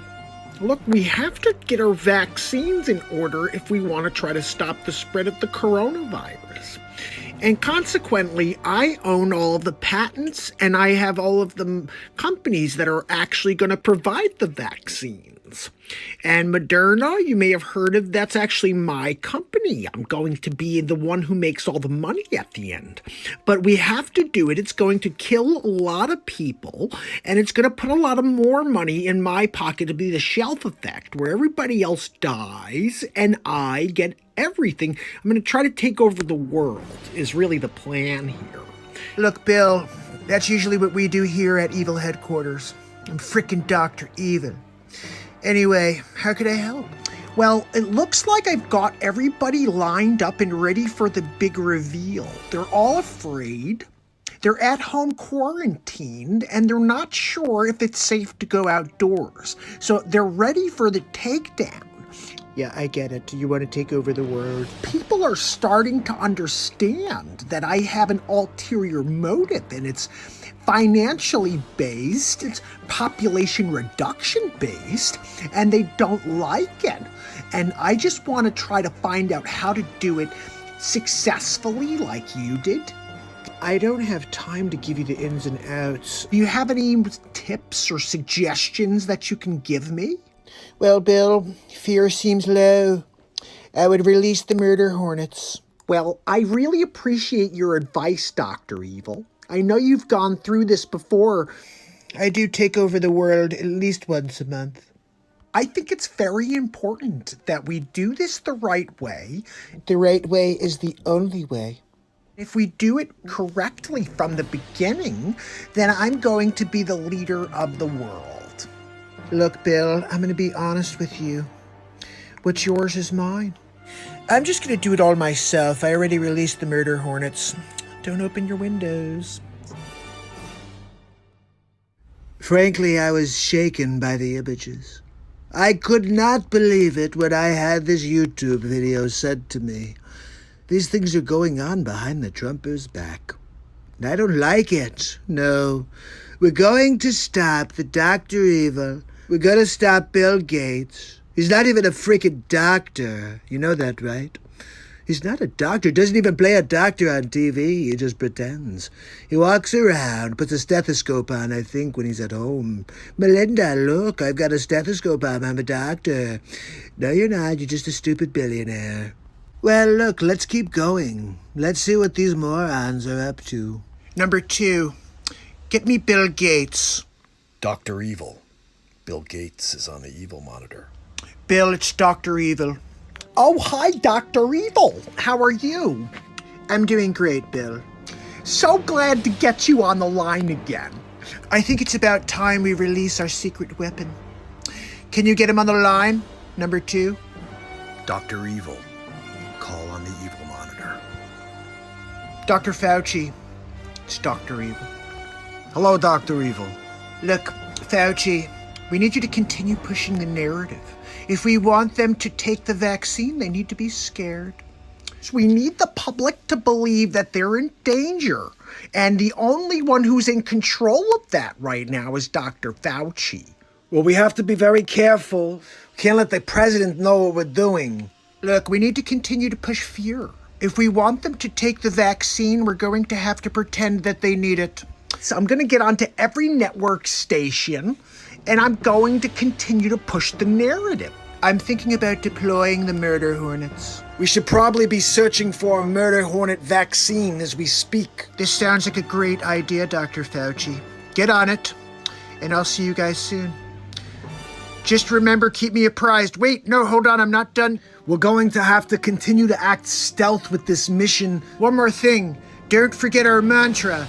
We all need vaccines. That we all need vaccines. And I will eventually take over the world.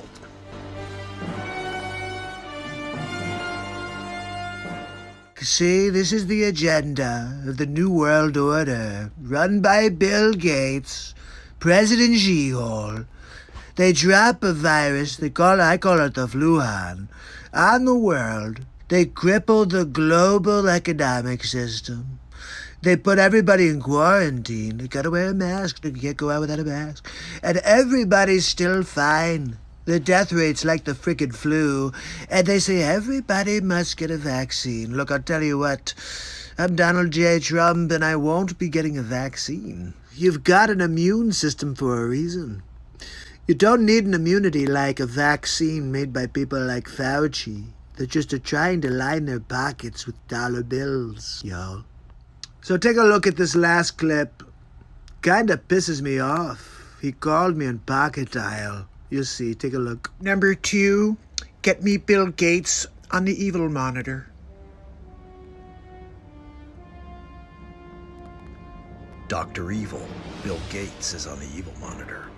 Well, hi, Dr. Evil. How are you?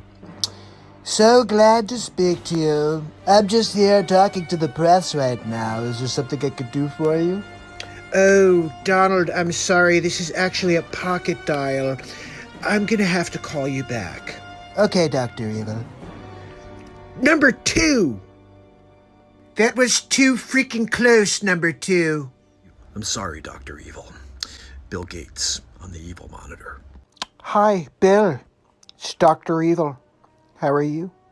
Hi, Dr. Evil. How are you? I'm good, Bill. Are we still on track to take over the world? So Dr. Fauci went on the front lines again today and told people they need to do even more extensive social distancing. They need to stay away from each other more. We have to develop the vaccine before too many people die, and then we won't be able to make all of that money.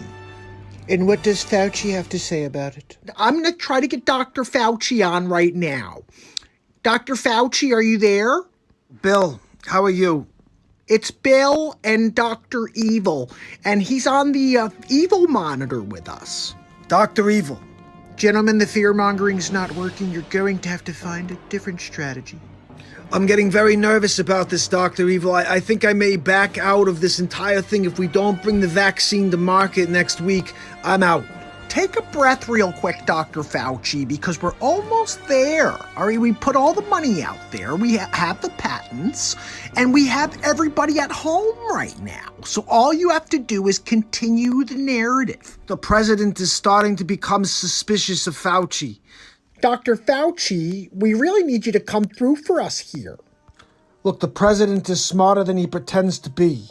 Fauci, failure is not an option here. I'm sorry, gentlemen, but I will not take a fall for two megalomaniacs. Okay. I think I've heard enough. Excuse me. Yes, release the murder hornets. Yes, Bill Gates' house and Dr. Fauci's. That's right. Yep, thank you. Okay, yep, fantastic. I'm sorry, gentlemen. I just can't stand you anymore. Look, I have to thank MAGA lover QAnon 1984 for sharing these 3 videos with me. Oh, wait a second, I'm getting in my ear that we have one more for you. Hold on one moment. Let's get to it. Ladies and gentlemen, the scene is set. Number 2. Dr. Evil. Vladimir Putin's on the phone. Dr. Evil, it's Vladimir. I have the news. Well, it's really good to have you on the line, Vladimir. I'm so glad that our plan is working. Right now is good mission. Is an American run. Look, all I want you to know, Vladimir, is that we have to put the pressure on. More cities. They riot in the street. Good. Now to part 2, our secret weapon. You know who I'm talking about. Let's get him on the line. Dr. Evil. George Soros is on the line. George.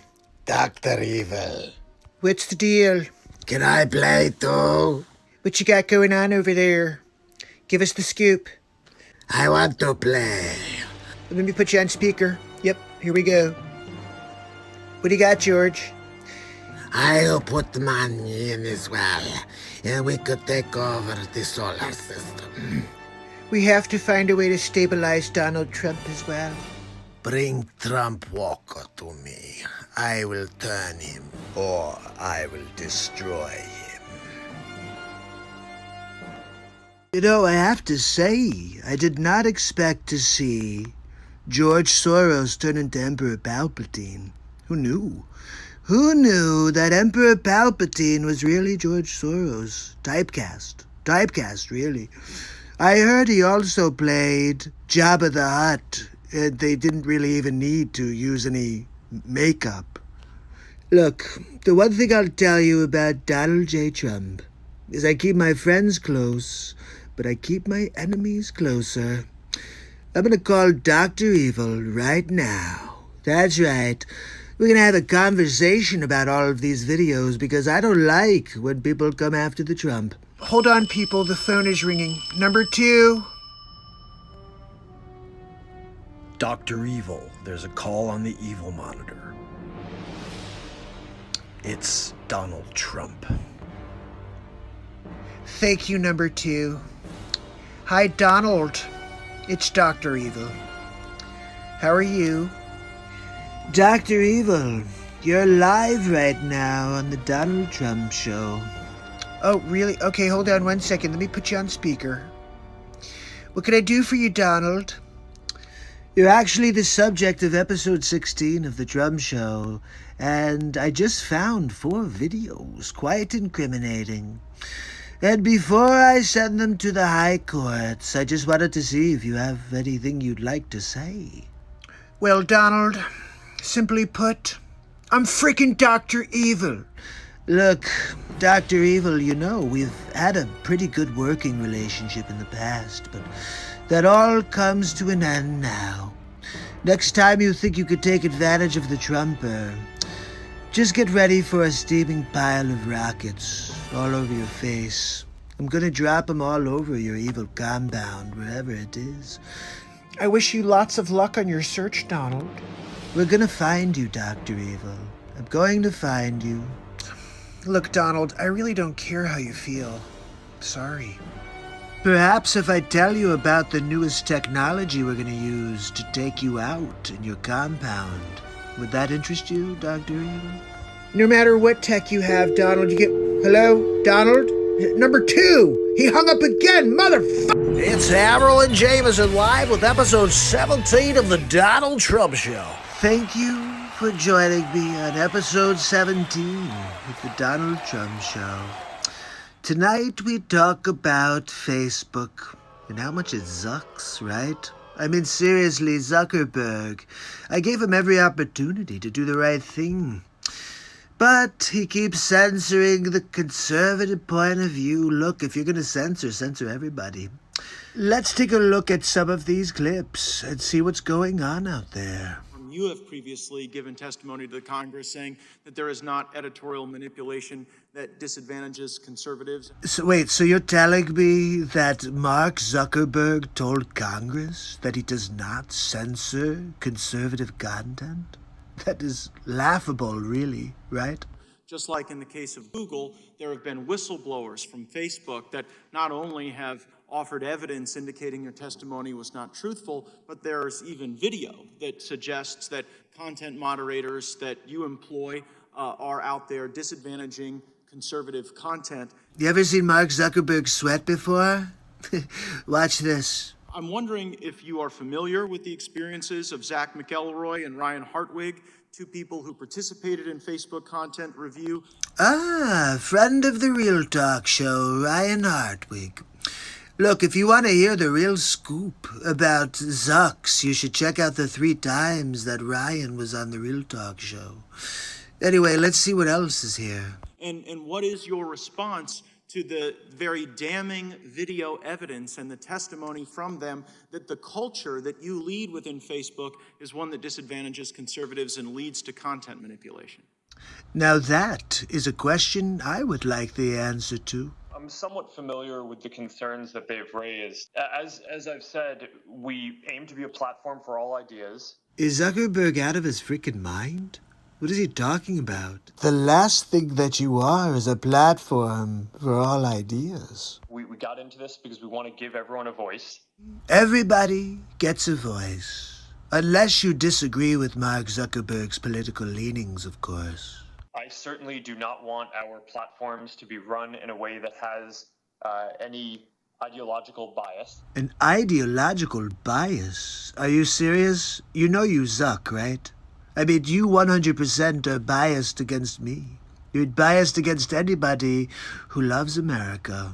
And I want people to be able to discuss a range of issues. A range of issues that you choose, right, Zucks? When people raise concerns like that, we do look into them to make sure that that everyone in our operation is behaving and upholding the standards that we would like. So basically you're saying that everything's going to plan. I know that we have ongoing training in what we do. I think what we're trying to tell you is that your training sucks. I'm concerned that the content review does reflect the values of the company, but those values don't in fact give everyone a voice. They prejudice against certain content. Matt Gaetz with the left hook. It seems disingenuous for you to suggest that these videos come out that are very damning, that show the people that you trust with content moderation admitting on video that they disadvantage conservatives, that they label people who support the president as a way to push down their content and limit the reach of that content. Just like the way you've been holding down the Real Talk Show. You don't like it when they push the Trumper. Look, you can't stop the Trump. For you to then come to us many months later after that was all over the news and the internet and say, well, you know, you'll get back to us and you do a little training, it seems to suggest that you don't take these allegations and this evidence very seriously. Is it me, or does Mark Zuckerberg look like an Antifa guy right now? Look at that look in his eyes. He doesn't like being told what to do. would you at least be willing to acknowledge, based on the irrefutable evidence before us that you don't seem to have investigated, that it is possible that at Facebook, your employees do have the power to disadvantage conservative viewpoints, and that they in fact have used that power in ways that we need to root out? Oh my, Zuckerberg's got his hand in the cookie jar. Congressman, my testimony in the past and today is about what our principles are as a company and what we try to do. What you're trying to do is steal an election from Trump. And when you fire people as a consequence of their politics... Wait, what? Do you think that that impacts the culture and perhaps empowers some of the content moderators to also treat people worse as a consequence of their politics? I'm not aware of any case where we have fired someone on behalf of their politics, and I would say that that would be an inappropriate thing for us to do. Now, I have it on good authority that they got rid of Ryan for his political leanings as well, but let's listen in to what Matt Gaetz has to say here. Why did you fire Palmer Luckey? I can Palmer assure you that it was Luckey's not. NDA with you, I only have 10 seconds, but Palmer Luckey's NDA with you doesn't allow him to talk to anyone except government officials. I'm a government official. I've seen the messages where you have specifically directed Mr. Luckey to make statements regarding his politics for the benefit of your companies. I'm pretty sure that's a no-no, right? So I think both in the case of these content moderators and in the case of the testimony you just gave regarding Mr. Luckey and firing people over their politics, there is serious question as to whether or not you're giving truthful testimony here or whether it's lying before Congress. I see my time's expired and I'll yield back. Bravo! Mr. Gaetz, you have arrived. I can't believe what I just heard. You took Zucks down. Almost like you're a billionaire. Maybe one day you'll be a billionaire, or at least 120 millionaire like Pelosi. I don't know. Anyway, look, let's see if there's anything else here. We certainly try to do this in a way that is neutral to all viewpoints. We want to be a platform for all ideas. Is that Mark Zuckerberg or Mark Zuckerbat? We're a platform for all, for people to have a voice, everyone but Trump. I don't think you build a social product with the goal of giving people a voice if you don't believe that people being able to express a wide variety of things is ultimately valuable for the world. And we try to make sure that our policies and our operations ultimately reflect and carry that out. Then how could you ever censor the Trump when you know the world values everything that I say? In terms of the people setting the policies, I think it is valuable to have people with a diversity of viewpoints involved so we can make sure that we have the different viewpoints represented in the policy development process. Guys, look, it's Diversity Mark. And we also consult with a number of outside groups whenever we develop new policies to make sure that we're taking into account all perspectives. Are you kidding me? That sounds like something that he just made up. I mean, you said you reach out to outside groups. Can you think of one conservative outside group that you reach out to and use as a content moderator? I have to say, this guy's fantastic. His line of questioning gets right to the heart of it. Congressman, Did you hear that? Yeah, you're caught out, Mark. I'll tell you, this should be the trial of Mark Zuckerberg. Real quickly, can you briefly explain the approval process for third-party fact checkers and how many fact checkers does Facebook employ? We work with about 70 fact-checking partners around the world, and the goal of the program is to limit the distribution of viral hoaxes, so things that are clearly false. So you're not doctors, but you feel you could censor any doctor who talks about success that they're having on coronavirus. I think that's an overstep of your powers there, Zuckerdick. But we don't ourselves want to be in the business of determining what is true and what is false. That feels like an inappropriate role for us to play. Says the guy who's playing that role.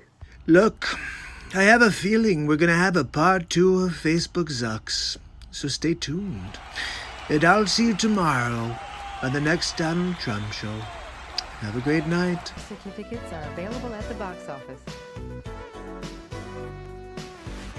Thanks for helping us keep the theater clean.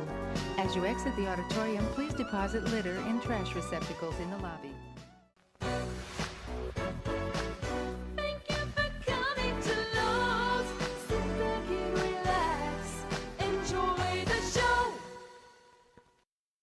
It's Hammerl and Jameson live from the studio, but we're going to take this to Donald Trump for episode 14 of The Donald Trump Show. Welcome and thank you for joining me on episode 14 of The Donald Trump Show. Tonight we're talking about poison again. That's right. Don't drink the poison. Also, don't eat any food prepared by poison.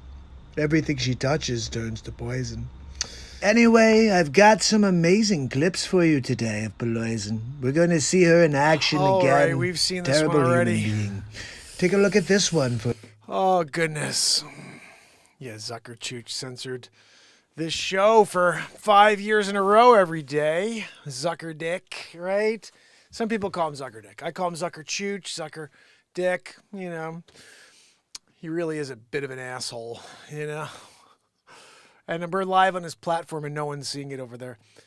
We had one awesome person come over earlier. So, guys, it's been a show.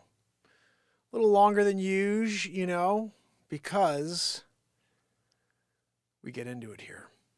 I'm trying to see if there's a song I could play for you real quick. Not sure what this is. Let's push play on it.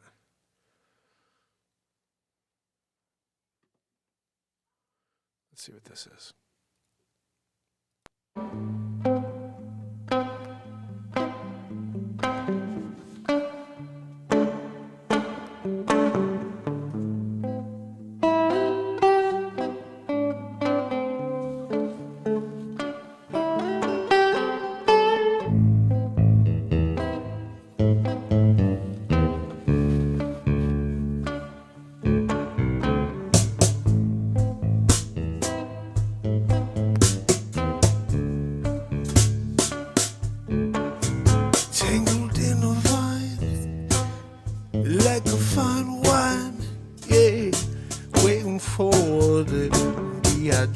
To take place.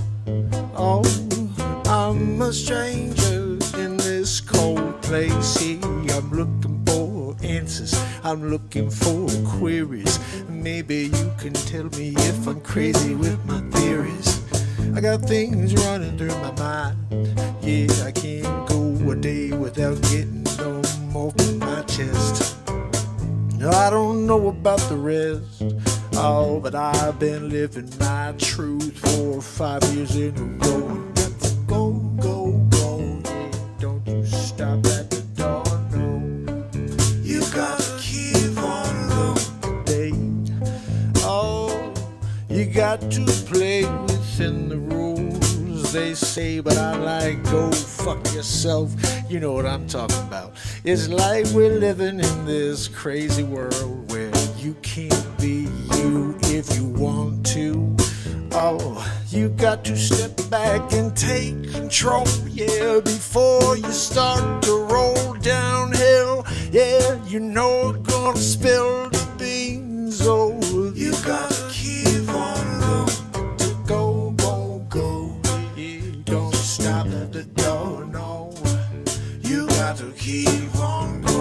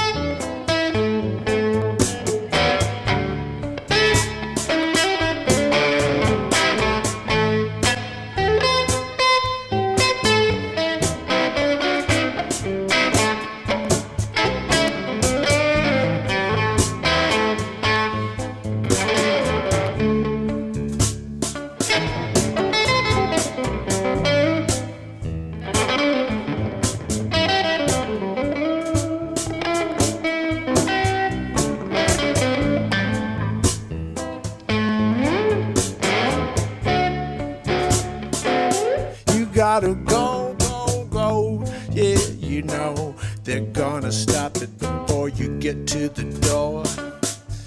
But you gotta push through. Yeah.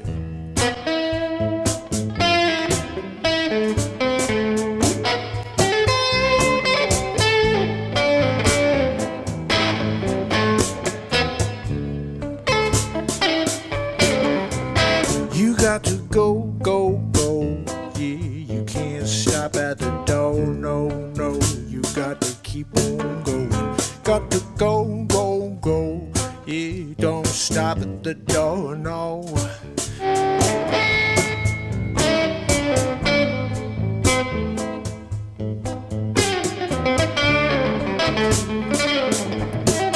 Go, go, go.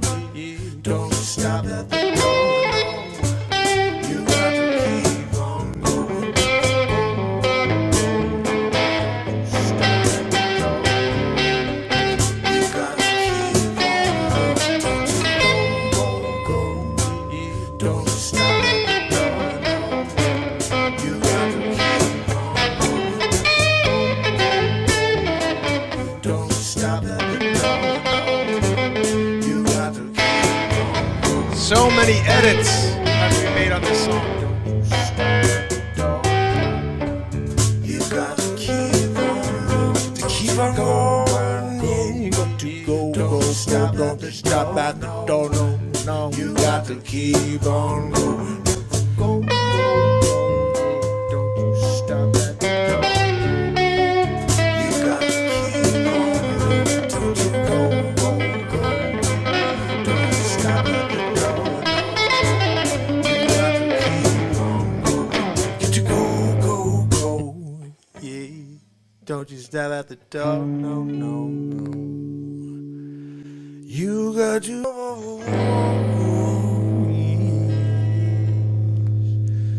Don't you stop at the door. No. You got to go, go, go. Don't you stop at the door. You got to keep on going. Don't you go, go, go. Stop at the door. You got to keep on going. Don't you go, go, go. You don't stop. Oh! I was trying to type thank you. Oh, guys, so that's the end of that. We were in the process. It was right here.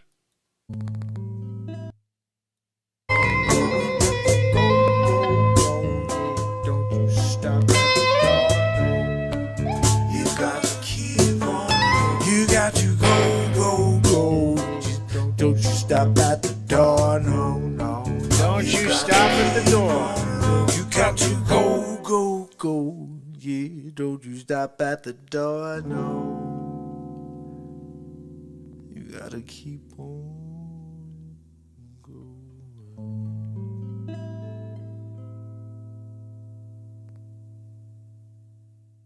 I'll make a couple of changes, a couple cleanup edits on that, and it'll be ready to roll. Maybe it makes the next album. We'll see. Oh goodness, what a show! I had to go for the Audible with the Trump show on there, but glad I could play a piece of music at the end. Thank you for being here tonight, guys. If you can leave a comment after the show, make sure you hit the thumbs up. If you haven't checked, make sure that you have all notifications turned on. That's your best chance to get at least notified when I am live, which will be tomorrow morning. I have to figure out what time I'll be live because there's a delay already for school, and so it's kind of like right when we're in the middle of the show. So I may be on either earlier or it may be earlier because I have freaking Cablevision's coming back to our optimum issues still. Yeah, we really are leaving this time, Barella. You rock. Tomorrow, though, I'll be back at hopefully 8:30ish to put on a show, maybe a little bit later. I don't know. We'll figure it out. I'll get on for you tomorrow morning. So just make sure you keep notice of that community posts that nobody sees. I'll try to pop one out. You rock, S. Cooperella, NG17. Thank you so much for being here. Let me go over here. I'm just going to rock in here and say goodnight to you. Just need to figure out who's on with us. If If you are here, say goodnight or forever hold your peace. It looks like we're ending our poll. We all know that there are UFOs out there and other silly things going on. Let's see who's here. Oh, thank you so much, Helen Townsend. Guys, Helen Gale Townsend, so happy to have her here with us. It's so awesome seeing you here every day with S-Coop and Barella, and King Kong's been showing up a lot. And if you're out there and you're new, welcome to the show. We're having a lot of fun here. But Renee Woods had to leave a few minutes ago. Thank you, Renee. Thank you, Wharton Fissel. Leisure number 7. You guys are all amazing people. I love you guys. Modoc Roughstock. Wolf. Yes, Wolf's in the house, or was in the house. I'm rolling back now, guys. DM Ryan. DM kicks it with us in the morning. Jim Williams. Nice. Guys, Jim Williams was with us tonight as well. That was awesome.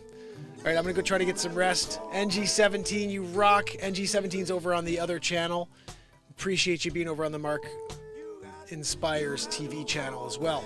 77% of you said that, oh yeah. Haven't you seen UAP videos yet? Haven't you seen the alien crafts taking over our skies yet? So thank you guys for being a part of that. I'll try to put a poll out next show as well. In the morning, each show, I'll try to put a poll out. See if we can take some calls tomorrow for the morning show. If you can, join me.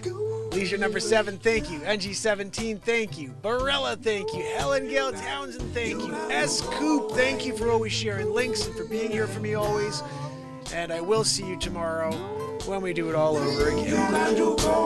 Until then, this is the longest running daily variety show. Hope we can continue tomorrow, day 1843 in a row. Until then, you got to go away, yeah. Oh, goodness. Thank you. Have a great night. Joanne, please keep the wheeze down. Gosh,